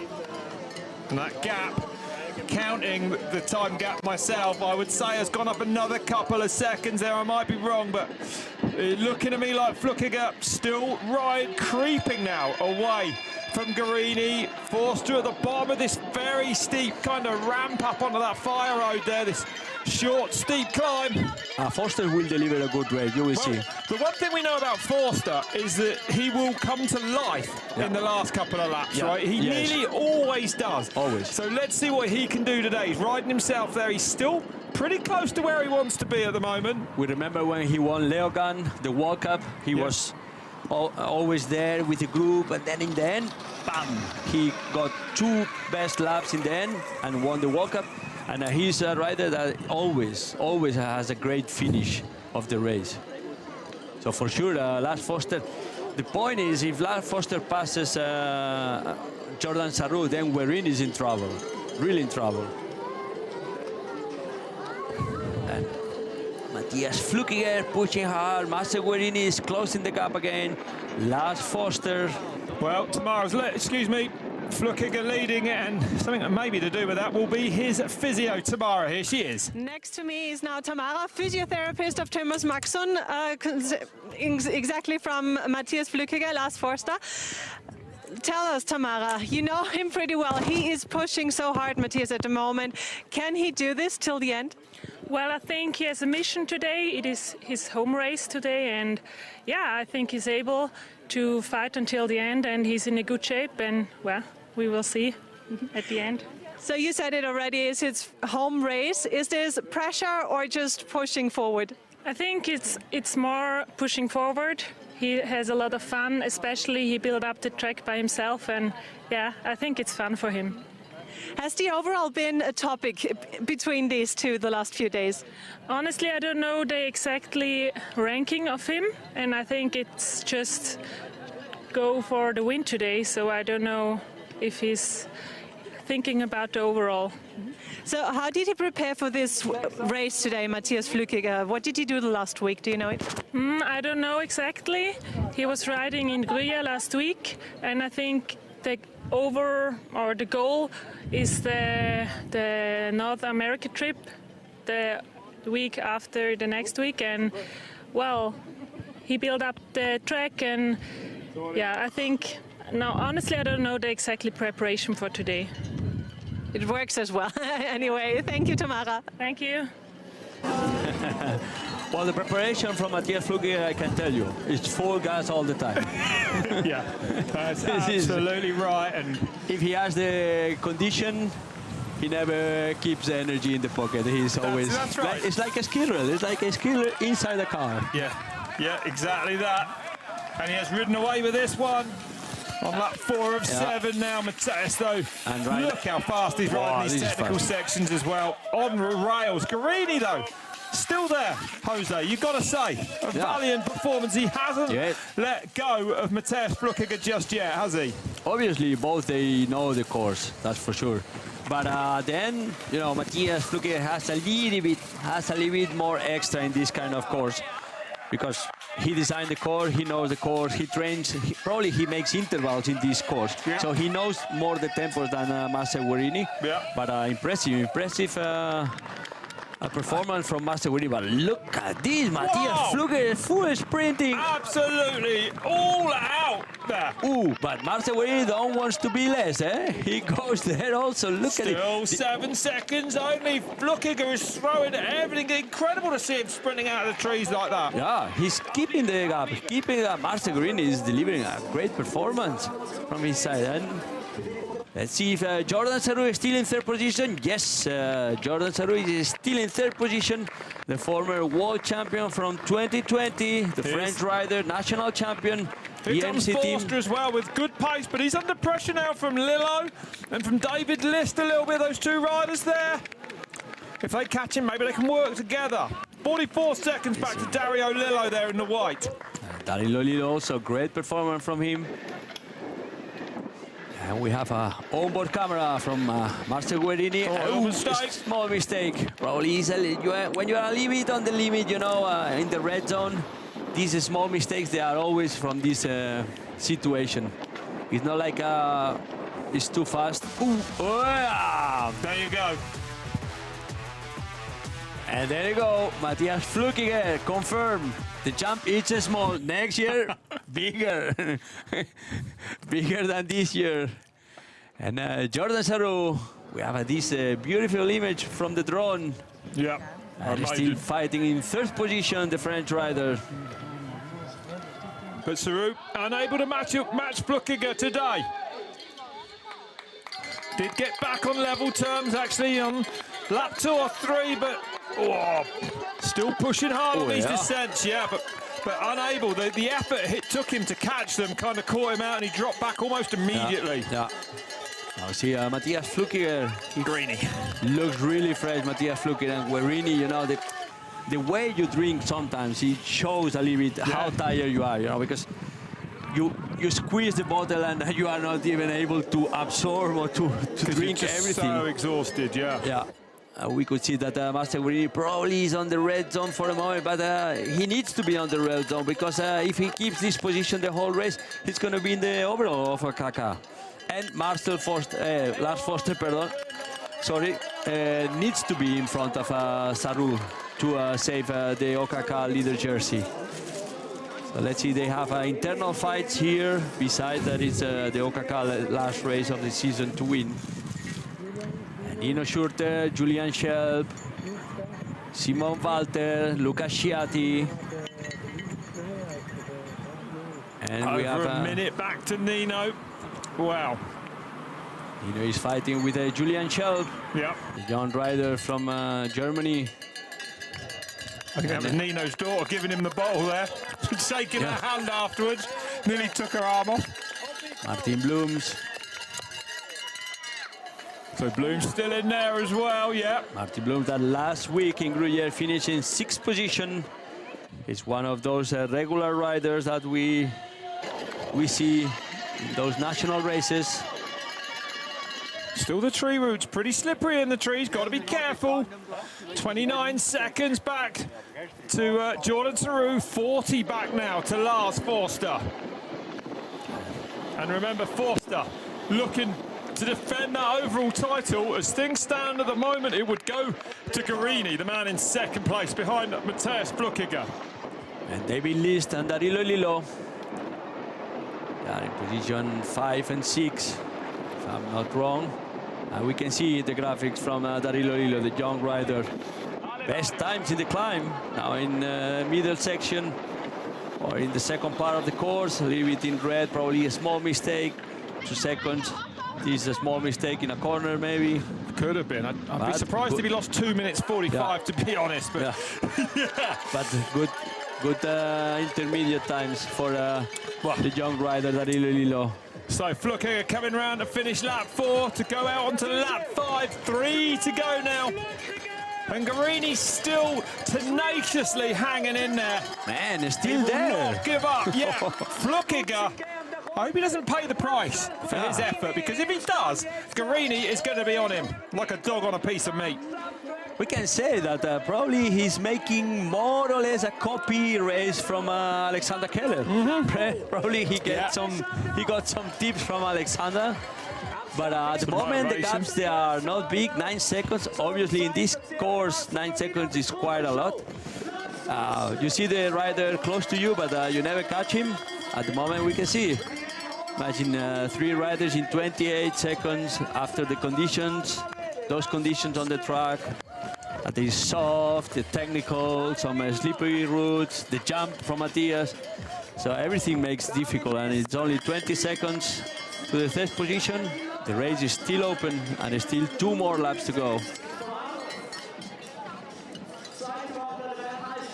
So Forster is 39, also fighting for the overall with Master Guarini. Let's see if Forster makes a move to the front. It needs to be coming soon now, huh? Yeah. Not so far to go in this race now, so let's keep an eye on what Lars Forster can do. But 39 seconds off Flückiger, 30 seconds off Guarini, though perhaps more important when you look towards that overall shirt. 123 back, 10th place for Nino then. This is a big gap for the 3rd group with 1 minute 20. Remember, we have 2 riders in front, Master Guarini and, Matthias Flückiger alone, Master Guarini, Jordan Sarrou. And then comes a small group. Ooh, look at this, Master Guarini is catching. It's incredible this, the way that Guarini is hanging in there. Can he get back on the wheel then of Matthias Flückiger? Clearly, Master Guarini don't want to lose the opportunity to win the ÖKK Bike Revolution. And at this position, he's even thinking to win the race. Look at this. That's incredible. Matthias Flückiger trying to defend. Let's see if after the corner he sees Marcel Guarini and reacts. Guarini is coming. I think Guarini is coming back to Matthias here. And Matthias trying to get some speed again. But Marcel Guarini is strong. What a performance from Guarini to keep his head, to not let Matthias just ride away from him. Here comes Forster now, a little bit further. Yeah. Back down on this climb. Looks a different rhythm for Lars Forster. Looks a little bit more tired, a little bit more suffering. But look at this. He has Jordan Sarrou in front of him, and there's still 2 laps to go. That's right. And Forster, usually his best laps are his last couple of laps. So let's see today if it's going to be the case. Flückiger flying back down before hitting that short, sharp climb now, which surely gets the heart rate up all the way to the top of the longer climb that follows it. Guarini working hard there, trying to get off the softer onto the grass on some bits, just for less rolling resistance. This is a hard section. The rolling the resistance and headwind. We can see how he's moving the wind, all the leaves and the plastic. That's your standings at the end of lap 4. They're out a good portion of lap 5 already, and I would say that that gap between Flückiger and Guarini could be a little bit less now. We can see there are 3 groups. Yeah. Flückiger with 1 shape. Then it comes the riders riding between 25 and 35 seconds. And then it comes the 3rd group with already a big gap that is 1 minute 20 with Nino Schurter, Joe Freculier, the Spanish rider, and all the others. Luca Sciatti. Marcel Guarini looks like now we don't see Matthias Flückiger in front. Let's see if Matthias, is there. Ooh, Marcel Guarini is going strong, and look at this. Yep. Because Matthias Flückiger couldn't react to this situation. Well, he's looking good, still really on top of the gear there. Flückiger does have a decent gap, but it's definitely not decided, this one, is it? Not at all. Let's see, because this part is really good part for Master Guarini for his riding style. You know, it's more powerful. Let's see, Matthias Flückiger, he moves, he needs more technical surface, the ground, and also he's moving more on the bike. Let's say that Master Guarini is a little like a road rider, and look, he's closing the gap. Yeah, look at this. Flückiger on the slightly steeper part. That might be deceiving us a little bit, but incredible. you know, if you didn't watch last week's race or the World Championships, to know that Matthias Flückiger, excuse me, had his appendix removed 3 weeks ago today. Raced the World Championships, raced the ÖKK Gruyere last week, and here he is in Huttwil. No, but raced the World Championships and finished 8th place. Not race and that's it. 7 days after having an appendix removal, a proper surgery. And finish 8th at the World Championships, then win the Gruyere ÖKK Bike Revolution, and now again delivering a super performance together with Marcel Guerini that is absolutely performing today. He has 2 things to fight. One is the race and one is the overall. Probably in the beginning of the race he was just thinking in the overall, but now in this position I'm sure Marcel Guerini is thinking about the race also. Only 7 seconds gap to Matthias Flückiger at the moment. And Jordan Sarrou, now the gap for Jordan Sarrou is getting bigger and bigger, 35 seconds. Now he has to think about the position he has. He has to defend that 3rd position because behind is Darío Lillo, David List, and Lars Foster suffering. Look at this. He is suffering in the red there at the back of those 3. He is hurt. I'm not going to be sure. Yeah, we're going to see a miraculous last couple of laps from Forster today. The body language definitely telling us we won't be, I think, don't you? He's looking like he's hurting now. Nino and List, those young weapons, they are giving pain to Lars Foster. But on the other hand, this man here, Guerini, I know he's behind Flückiger, but he looks like very composed. Absolutely right. And Forster does need to get past Sarrou if he wants to defend that overall title. You know, work to do at the moment for Lars Forster. If we compare physically Matthias Flückiger and Marcel Guerini, we can say they are at the same level. Physically. At the moment, 7 seconds is, you are not much stronger than the other one. No. It's just a little bit mistake, a little bit concentration during 20 seconds that you get this gap. So the race is still open till then, really open till then. Forster still staying there with List and Lillo. Lillo, the under-23 rider, in the white there at the front of these 3 then. And again, Forster just slightly off the back. Forster needs to go over this situation, this crisis moment. And in the end of the race, he needs to pass those 2 riders because he needs to collect the points, because Marcel Guerini is in the position where you get the most points. It's 250, the winner, and 200 already. So he needs to pass those riders at the end, or at least go through this bad situation that he's having Lars Foster at the moment.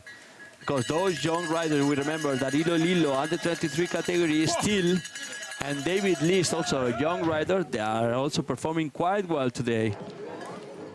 And we see Jordan Sarrou going over this small bridge, sorry. Now they go to the forest. And Matthias Flückiger riding his home trails. Probably he made thousands of intervals in this section. He knows the tempo, he knows where to brake, where to push. And even still, you can make mistakes, as we could see. A small mistake with a pedal. Nothing that you lose time, but you know, when you push, it comes all those small mistakes when you are always on the limit, even if you are first and you are on the red zone because you want to win. It comes always those small mistakes. Well, it's an unbelievable pace still from Matthias Flückiger. How far back down the track is Marcel Guerini? Here he comes. Oh, it's close. It's close. Pretty close. It's still close. Still in touch. 7, 8, 9 seconds is nothing. Still 1 lap and a half to go. And Matthias cannot afford any mistakes. He's got to be clean. He's got to be fast. Lars Foster was suffering in the first quarter of the lap. You can see 6 seconds. He lost, and then... Still there, though, Jose. He hasn't been dropped by Lillo and List here. I'm impressed, actually. He looked like he was really hurt. And if he can weather the storm, then perhaps now, as we head into these last 2 laps, we might see something special from Forster. He needs it if he wants to defend the overall ÖKK Bike Revolution title he owns from last year. At least he has more experience than Darío Lillo and David List. Lars Foster is already a winner of 2 World Cups. You know, he has experience to fight till the last moment. And if he wants to be under pressure, so he needs to manage. If he wants to be the champion, though, of the series, he needs to overtake Jordan Saru, who is 20 seconds down the road from him. So, big order, really, in 2 laps to find 20 seconds. But let's see. This is our overview from the feed zone. And that was Saru going out the top of shot. This is the chasing trio. The team There's manager. the team manager, yeah. Team manager from Thomas' team, Thomas Maxom, Ralph Neff. The physio Tamara from Lars Foster, Vital Albin, and Ralph Matthias Neff, a former Flückiger. world champion himself, don't forget. Yeah, world champion marathon, world champion sprint race. Yeah. And also medalist in World Championships cross country in 2008, Val di Sole. There you go. Everything in memory, man. Good to see. Everything in memory. He was my teammate for a long, long time. Well, we're going to hear from him in a moment or two. Marina is down there with Ralph Neff, man. We've just been waxing lyrical about all his amazing performances as a racer. Of course, now he is the Thomas team manager. It is getting really excited. So we need Ralph Neff with me, team manager from Thomas Maxson. So Ralph, if the standing stays like this, your team is not going to make the win again. Are you still hoping to change this somehow? You mean the overall standing? Yeah. Yeah, I mean, the riders like Matt, they go for the victory in the single race today. And yeah, if someone can win the overall, it's very cool. But the main focus for sure is the day victory for us. And they're still, like Matt is really doing strong. How do you keep motivating them for the last 1 or 2 rounds now? You know, like we always said, we're not gonna spend all the energy in March and April already, and I think it pays off now, or it should pay off, especially in the last 2 World Cup rounds in USA and Canada. And yeah, I mean, you know, they're athletes, and if they have something left in their body, you know, if they have some energy left, they will, they will give everything they have for the next races. And it looks very good, you know. In the morning, Luke Whitman won the under 23, Alessandra won, and they are all very motivated. And yeah, I'm happy how it works at the moment. And you're one of the organizers as well. A quick review of the ÖKK this year. Well, this event here is very cool, you know, with all the spectators, you know, the crowd we have beside the track. It's really cool, and we are lucky with the weather. You know, yesterday it was raining for the youth races, and we had a good series. We missed at some rounds a little bit the top stars, even though we paid the most prize money. You get more prize money for a victory, the ÖKK Bike Revolution, than you get in a World Cup. We missed a little bit the top field. The good Swiss riders, they were always here, but I'm happy they are here now, and we have the French riders, we have the Swiss riders, we have Matt, we have Nino, Lars, Colombo. So yeah, it's very cool. I'm happy overall about the ÖKK Bike Revolution. Thank you, and congrats on it. Thank you. Great. That's great from Ralph Neff. Besides to be the team manager, to create a mountain bike series, and also to pay the most prize money. But he missed a little bit the top rider, but actually the top riders are in Switzerland. No, so that's right. That's right. Sometimes it's a problem, you know. They own it. Absolutely. They absolutely do. Yeah, actually they do.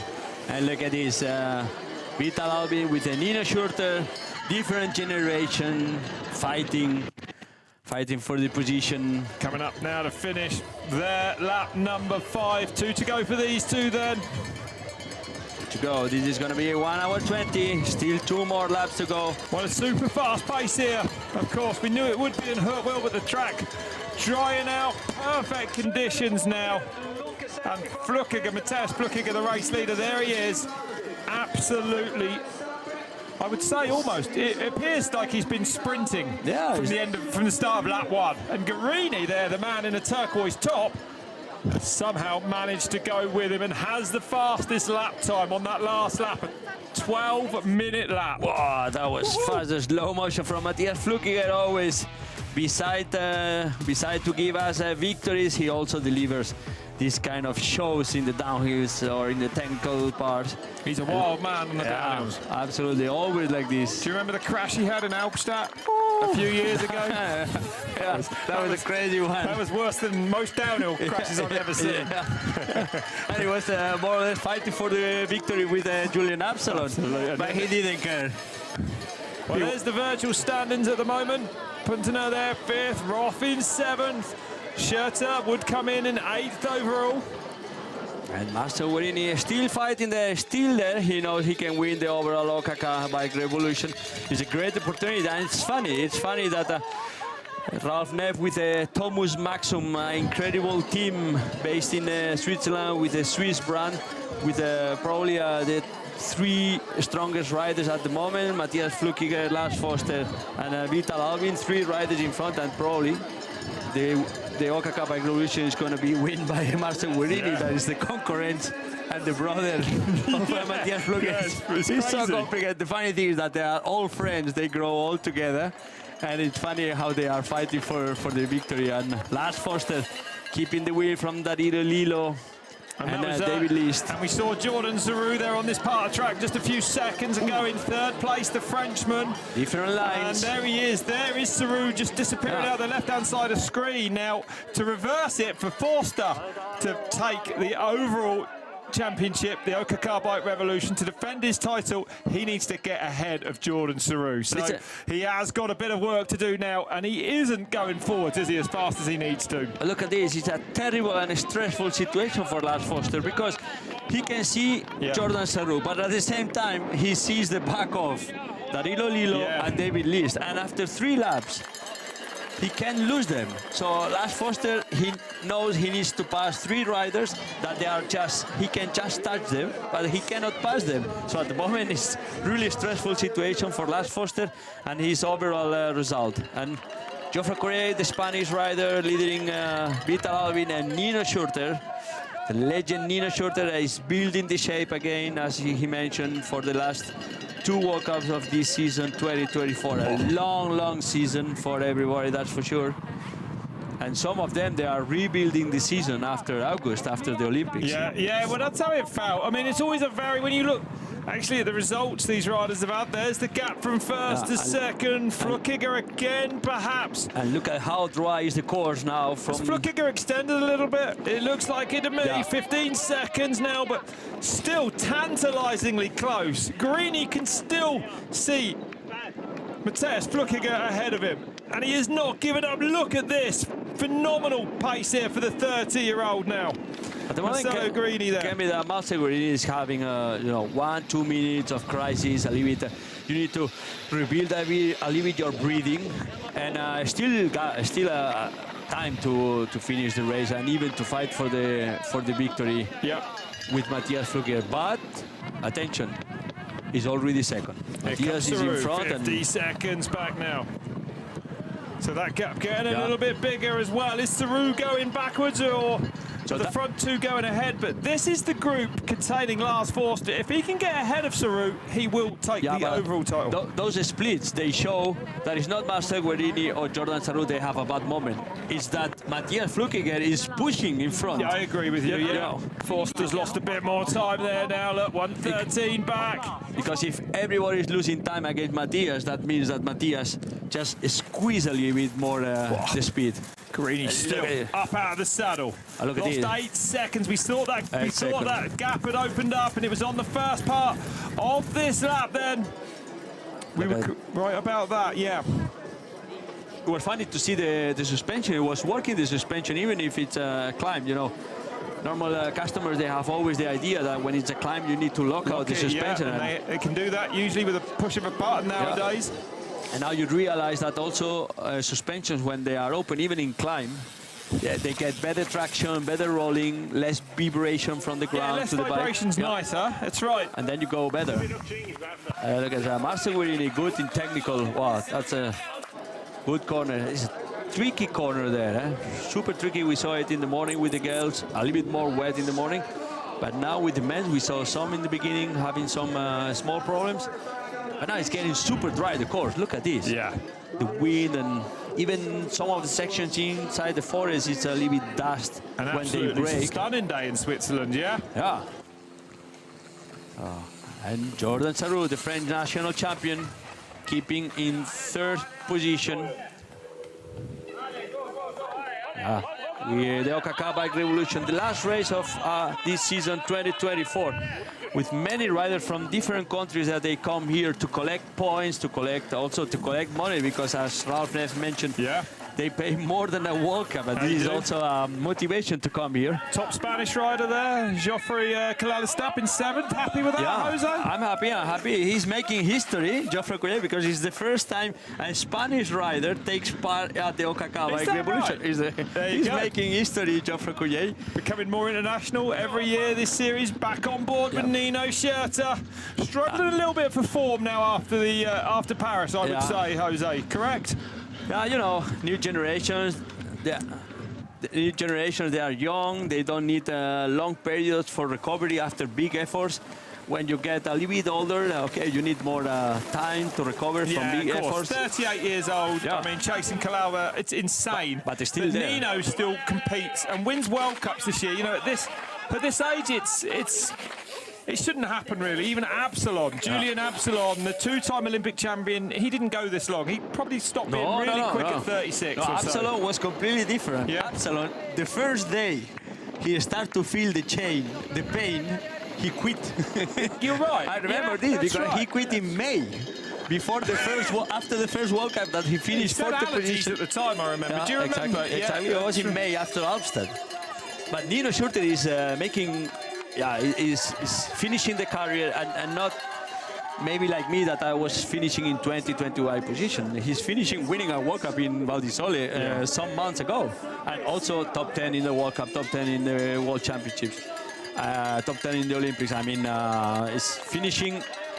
We don't know if he's finishing his career, but at least this season, it's finishing the season quite good, and there's still 2 more races to go. Yeah, that's right. With Nino, you know, Nino in Mont Saint-Anne is a killer. Yeah.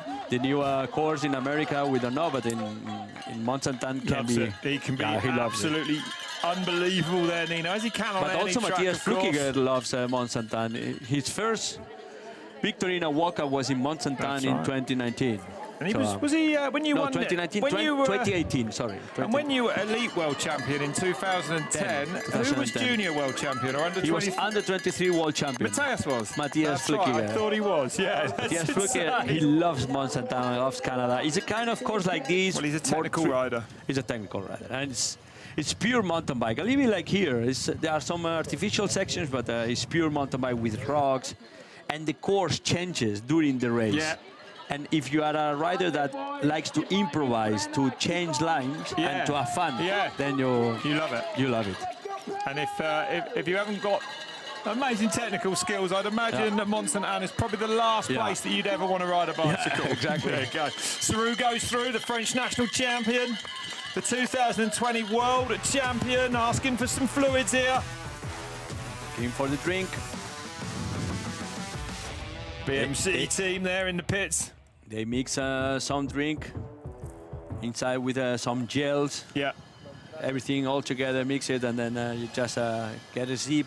Nearly a minute off now, still only 15 seconds. Marcel Guerini keep the distance, 15 seconds, but Jordan Sarrou increased the gap. Yeah. It was before 50 seconds, now 56 seconds, 6 seconds loose. And Jordan Sarrou is a complicated situation too. It's in the middle of nowhere, you know. You don't know if you go in front or rear, what to do. So but this is still 1.5 laps, 1 lap, close to a little bit more than 1 lap. So he keep going. Small mistake for that Lilo with Lars Forster on his wheel. Well, it's 18 seconds between Sarrou and Forster. 18 seconds that Forster's got just over a lap to find if he is going to defend his overall ÖKK Bike Revolution title. This man, though, riding on regardless. No cares about the overall. Just got today's win firmly in his sights. Matthias Flukiger, the winner in Gruyere last week at the ÖKK Bike Revolution, comes here on the same page The same formula, attack from lap 1, don't look back. Guarini, a brave ride from him, 16 seconds now the gap. He's put himself in a position to take the overall this year if positions stay as they can. Sarou will be the next to cross the line, the lone Frenchman. Pretty lonely race for him today, Jose. Now it looks like Sarou is suffering. The move, how he handles the bike, looks like now he's having a hard time. And it can be Lars Forster that he gets profit of this situation. Look at this, he's hammering the pedals, but the bike is not moving a lot. So when you are tired, you know, you try to even make speed, even with the arms, and not always is working this technique. Well, 1 lap to go then for Jordan Sarou. He might be thankful of that. I think everyone will be. It's they are super close. Yeah, they are. David List, Daryl Lillo and Lars Forster. So can Lars Forster find anything on this last lap to overtake Jordan Sarou and to take the title for the second year in a row? 1:13, Sarou 15 seconds ahead of him. It's a tall order, but it's not impossible. So now we need to count. Sarou would almost need to blow up, I think, don't you? Yeah. Now we need to count points for Lars Forster. He needs to pass Daryl Lillo and David List and probably catch Jordan Sarou. At the same time, Matthias Flukiger has to win the race and keep Marcel Guerini in second position, and then Lars Forster, he secures probably the first position. But let's see. At the end of the race, we will see, we count the points, but at the moment, just enjoy this show that Matthias Flukiger is delivering from the first lap, from the first kilometer. Matthias Flukiger took the front of the race with Marcel Guerini together. Well, in the first part with Filippo Colombo, then after 1 lap with Marcel Guerini, and they keep together. It's Matthias Flukiger, leader in the race with 1 hour and 8 minutes. And then at 16 seconds is Marcel Guerini. And we see the top 10, Nino Schurter in 8th position, Geoffrey Cuget, the Spanish rider, 7th position. Birthday next week for Matthias Flukiger, just before he goes to those last races in North America. If he takes this form with him, he's going to be hard to stop, I would say. Incredible pace from him. And look at this. This is the virtual overall standings. Marcel Guerini, right now, he will win the ÖKK Bike Revolution in front of Matthias Flukiger and Lars Forster, that drops to 3rd position, and Luca Sciatti in 4th position. So Matthias Flukiger, he wins the race. He gets the 2nd position right now at the moment. So Lars Forster, he has the chance to improve this situation because he has only 2 riders in front and he stays on the wheel. If he can get in front of those, it'll be a big help for him. That's the man looking like he's going to ride away with the overall title this year. Guerini, it's been an incredible performance from him. He hasn't been able to get back on the wheel of Matthias Flukiger, but he has been able to keep that gap pretty solid throughout this entire race. And Marcel Guerini, if he wins... Sarou's attacking a little bit harder on this last lap, it looks like. Yeah. And Marcel Guerini, if he wins the ÖKK Bike Revolution, it's not going to be for free. The first race, he finished in 4th position. The second race, he won the race in muddy conditions. Yeah. The 3rd race in Davos, he was out of the top 10, but then he was back in 3rd position in Gruyere. So we can say that he's quite stable in his results in the ÖKK Bike Revolution. He will deserve also to win the ÖKK Bike Revolution. Absolutely, there's no arguing with that. Any of these riders today deserve to win. The effort, phenomenal. Look at this.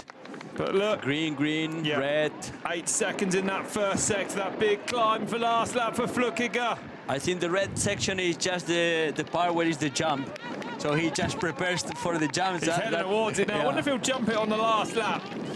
There's a beautiful part of the world. Flukiger, hometown, Huttwil. It's unbelievable. Matthias Flukiger, when he has these kind of days, is unbeatable. He is, I agree. It's unbeatable. It's unbeatable. Yeah, that's right. When he's on form. But he has open cars always. When he has these days, he's from the first kilometer, you know that he has the day. You know, he's not, playing a little bit, gambling. No. He showed you in the first moment, okay, I'm strong today, I will win, and he goes. And that's what he made today. A big advantage, and he's still absolutely burying himself on these climbs, Jose. Yeah. And you can see with the wind how dry the course got. It's unbelievable. Greeny still on the steep part, 8, 9, 10 seconds. Now he's suffering, now he's losing time. He had 15 seconds and now he's going to be 20 seconds. Using probably. his upper body a lot more this lap, Jose, signalling perhaps. Well, how could he not be feeling the pace? Well, here comes Flückiger down to the SpaceX-inspired moon booty. Here we go! Here goes! No problem for Matthias. Bravo, Matthias! And even the show, he wants the picture, he wants the victory and the picture. That's a good one. That's a good one. Enjoying himself. Yeah. Right, I will do it, eh? If I have this shape, I will do it. Well, we can get you an entry into this race next year, and you can tackle that if you want, huh? In Masters. Come on, Jose, yeah. Exactly, Guarini taking the safer option off it. Seat post drop there, you can see. Telescopic seat posts on these bikes. How he goes down, it looks like he goes comfortable, so he wants to keep the second position at the moment. 21 seconds, Flückiger to Guarini. Through though. It is Forster there. Forster's dropped back. I was going to say, here's Forster, List and Lillo. They're actually quite close now. Yeah, if Forster had a possibility to win the ÖKK Bike Revolution was passing David List and Dario Lillo, but at the moment the things are getting really hard for Lars Forster and really good for Marcel Guarini. And he is hurting himself. Look at him just sitting up there. Lars Forster trying to get some air in those lungs. Well, there is not enough time to catch the guys and then pass them, except if something happens inside the forest with two riders, Dario Lillo and David List, that I don't know, they made a mistake, but at the moment, situation for Lars Forster is really bad. If we look for the overall. Here comes Jordan Sarru. Oh, he's still moving, there's still power in those legs. Last effort, last motivation for the French champion. Look at him, Sarru, the 2020 world champion here.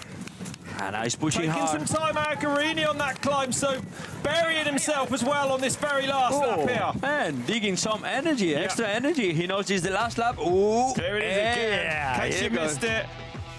This is the picture, like the Michael Jordan logo. This is Matthias. We need to make a sticker from this jump. The Jump Matti. Jump Matti. Jump Matti. I'm going to make the stickers. Here they come. Here they come. And Jordan Sarru, the national champion. Last time securing the third position. Yeah, and he looked like he was in big trouble actually in this race. Kind of recovered, definitely rode his own race. Yeah, they're not so far back. Here comes Lillo. Now we understand why he was pushing, because Dario Lillo, the young rider, under 23, and David List, they are coming behind, and they are quite close, and still quite a lot to go. And they've dropped Lars Forster, which proves just how quick they're going on this last lap. Back to our leader, Matthias Flückiger. Attention, the third position from Jordan Sarru was in danger a couple of seconds ago. And Matthias Flückiger, he's riding safe now. He knows the victory, the win is safe at the moment for him. And also he's stepping in the overall of the ÖKK Bike Revolution. Yeah. Nearly there for Matthias Flückiger.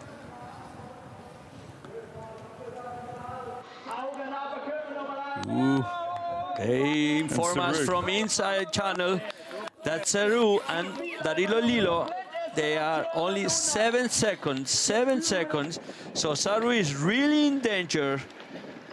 Position of Sarru is super in danger at the moment, and Dario Lillo is escaping from David List. Yeah, Lillo is going then to the man who elected last week to come up from the under-23s to ride in the elite category, the giant rider.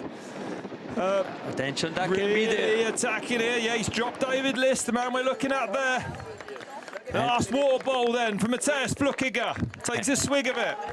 And right now, Dario Lillo will improve his best result at the ÖKK Bike Revolution. There was 5th position last week in Gruyere. Yeah. Right now, he's currently in 4th position, and a big chances to catch Jordan Sarru and finish on 3rd position. Let's see, because it's still 3-4 minutes maximum to the finish. The big steam rider there still going forward. Guarini, it's been an unbelievable effort from him. Losing pace to Flückiger only really in this last couple of laps. Yeah. And Flückiger still looking like it's lap number 1. The pace of it. Oh, look at it. Was fresh, even choosing a different line, more steep, more shorter, but steeper. And he's feeling comfortable. Hey, Jordan Sarrou is pushing hard. Yep. Look at it. Ooh. He's pushing hard, and Danilo Lillo, it's coming stronger. Sprinting. He's absolutely sprinting it, trying to get on the wheel of him then. Sarrou, can he hold it off? They've got another climb to go yet. Attention, they have 1.5 minutes effort, and then is the finish. So Danilo Lillo has the chance to catch Jordan Sarrou, and probably we can see a sprint race for the 3rd position. And that won't affect the overall, I don't think so. Still, it's going to be Guarini's, but this is that climb, yeah. Jordan Sarrou, Danilo Lillo, let's see what kind of line they choose both. The shorter or the longer? And the shorter, he goes for the shorter. Oh, no. Lillo, unbelievable performance from this young man then. Wow, man. 2020 world champion under some real pressure. And we get now we will get images from the onboard camera for sure. Look at this. He's almost there. So, they are fighting each other to keep the distance. Come on, Danilo Lillo is trying to catch Jordan, and Jordan is trying to escape. This is cat and dog, dog and cat. It certainly is. 17 seconds from Flückiger to Guarini only as well. So Guarini with a strong last lap. Sarrou, though, under pressure from Lillo. This man here in the white. Trying to get that 3rd place today.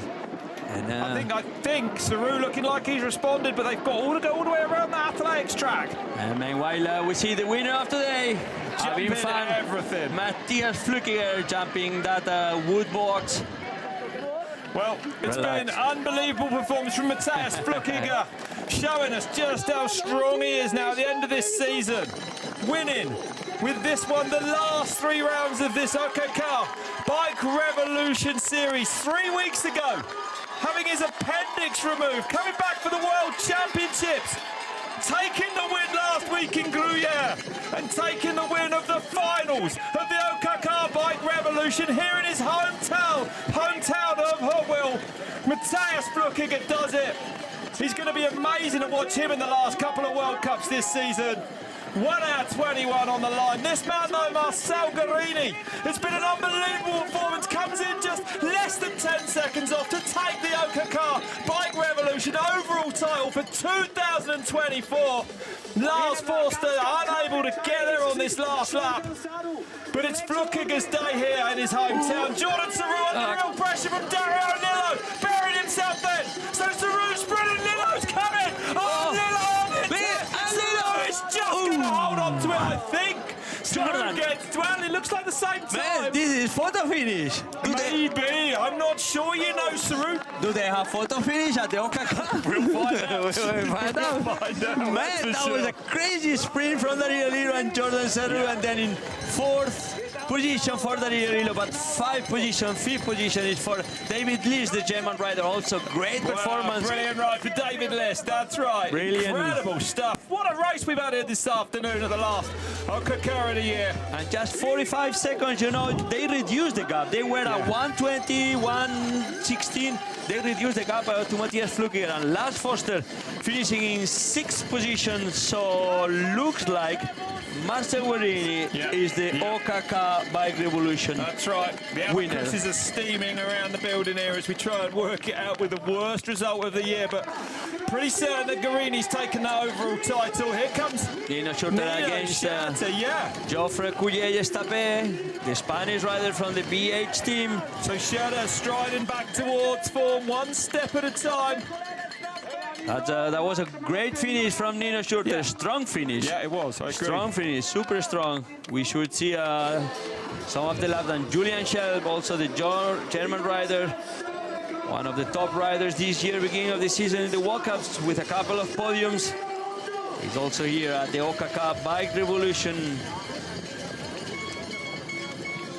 And we see the finish. More riders, 1 hour.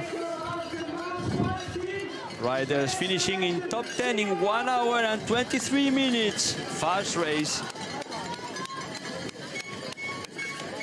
And this is Simon Walter, Luca Sciatti, one of the top riders that was fighting also for the overall. Yeah, he did have a chance today. Mine blooms. 2:30 back for the Latvian. Started that last ÖKK BIKE REVOLUTION in second position in the ÖKK overall. And then he's going to finish out of the podium because Massstäbe won, last Foster, and probably we need to count the points, but probably is Matthias Flückiger finishing in third position. Well, a big day here in Huttwil, an amazing track, an amazing race. 13th place over the line for Fabio Puntino, and I know we're going to hear from our race winner now, Matthias Flückiger. He's going to be down there with Marina somewhere. They're just trying to find him. We're going to get that winner interview soon. More riders coming in. Timo Rueg from the Vix team, teammate of Marcel Guerrini. And then we see Zanotti, the Italian rider from the BMC, teammate from Jordan Sarrou. So there you go, there it is. Then we see the last lap from 40 by Dario Lillo, looking like it was the fastest lap of the race. I think they're incredible, that last lap performance then from young Dario Lillo. Well, now we're going to hear from today's winner, Matthias Flückiger. Here he is with Marina.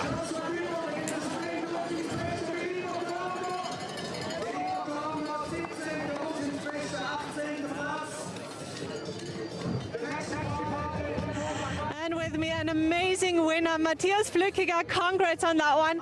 Would you name this a perfect race today? Yes, I would say. You know, my home race, that's always special, and to win here, that's even more special. So that's for sure one of my highlights of the season. How did you enjoy your own track?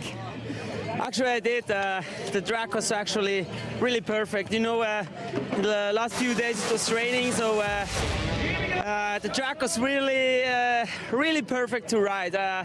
Awesome, like still technical but good rolling, and I have to say just fun. That was awesome.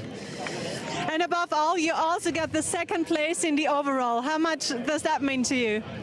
Yeah, of course, that's also nice. I didn't race the whole series, so I missed some points, of course. And yeah, that's a good one. That's I like it. And but yeah, the most important thing is today the victory on home soil. That's even more nice.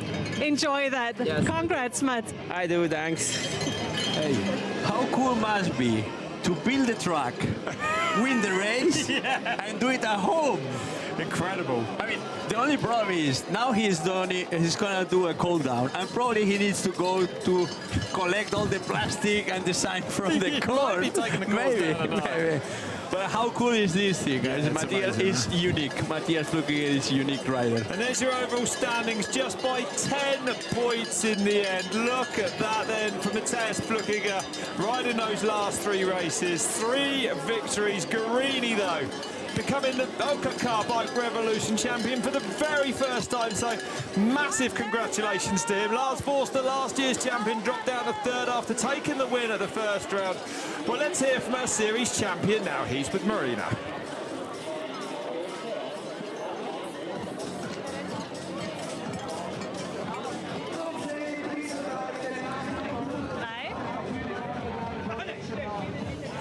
Place number 2 today, Marcel Guerrini. You were attacking Matthias as much as possible. How was that fight for you today?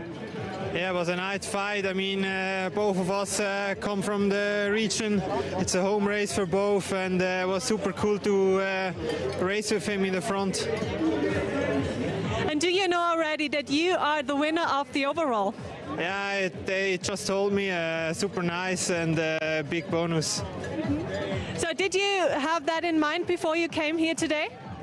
I had it in mind, but the goal was to race for the victory today, and whatever happens in the general was always a bonus. So let's celebrate your win today and the overall win. All the best. Thank you, Marcel. Thank you so much. What a ride from him today, you know, to Incredible be delivered ride. with the title at the end of that. And he suffered there. He suffered every lap, start to finish of that race. But he's offered the whole season, and he suffered also years before. And you know, mountain bike is like this, but especially for Master Guarini, everybody's happy because he's a guy that was.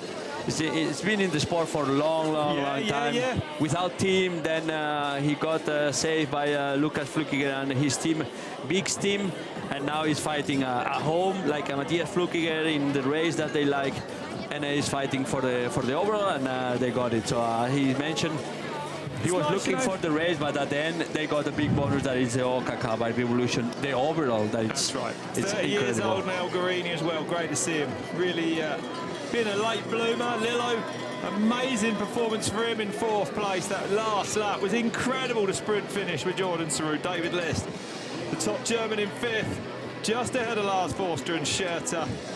But yeah, what a race we had here in Huttwil. See the top 10, Simon Walter closing this top 10 position, Julian Schell, different countries, Switzerland, Latvia, Italy, France. So ÖKK BIKE REVOLUTION is one of those series, top series before the World Cup. Good for preparation, good for bonus, and also, yeah, the good weather they had in Huttwil.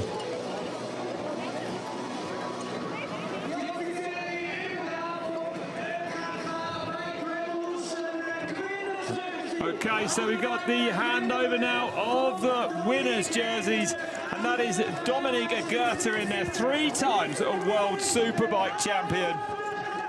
Handing them over, there he is in the middle with the champions Alessandro Keller. And of course, Marcel Guarini, there he is. Those are the 2024 winners of the ÖKK BIKE REVOLUTION. Marcel, Dominic, also winner in the different discipline, motorbike and e-moto, and Alexander Keller, that wins for the 3rd time. Well, it's been an amazing season, and what a final race we had today. I'd like to thank you, Jose, for your amazing knowledge of the sport and passion for it, but that was incredible, wasn't it? Absolutely. It's thanks again to ÖKK BIKE REVOLUTION to set up this kind of series in Switzerland, and especially Red Bull for those live streaming. I had so much fun with you, and I hope to see you soon. I hope so as well. Everyone at home, thanks for listening. Thank you, Jose. We'll see you next time on Red Bull TV.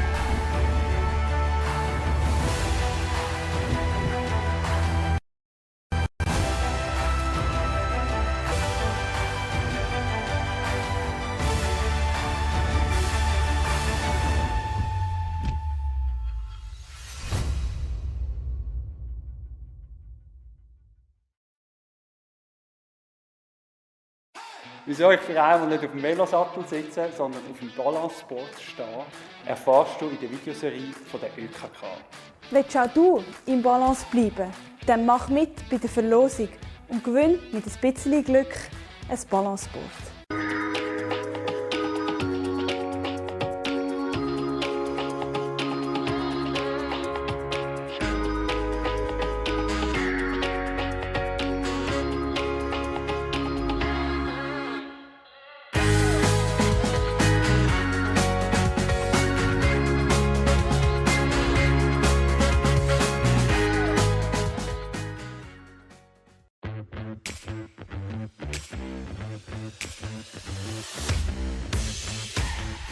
Nicht alle haben einen persönlichen Velomech wie ich, aber meine Versicherung, die ÖKK, zahlt die Hälfte an deinen Veloservice.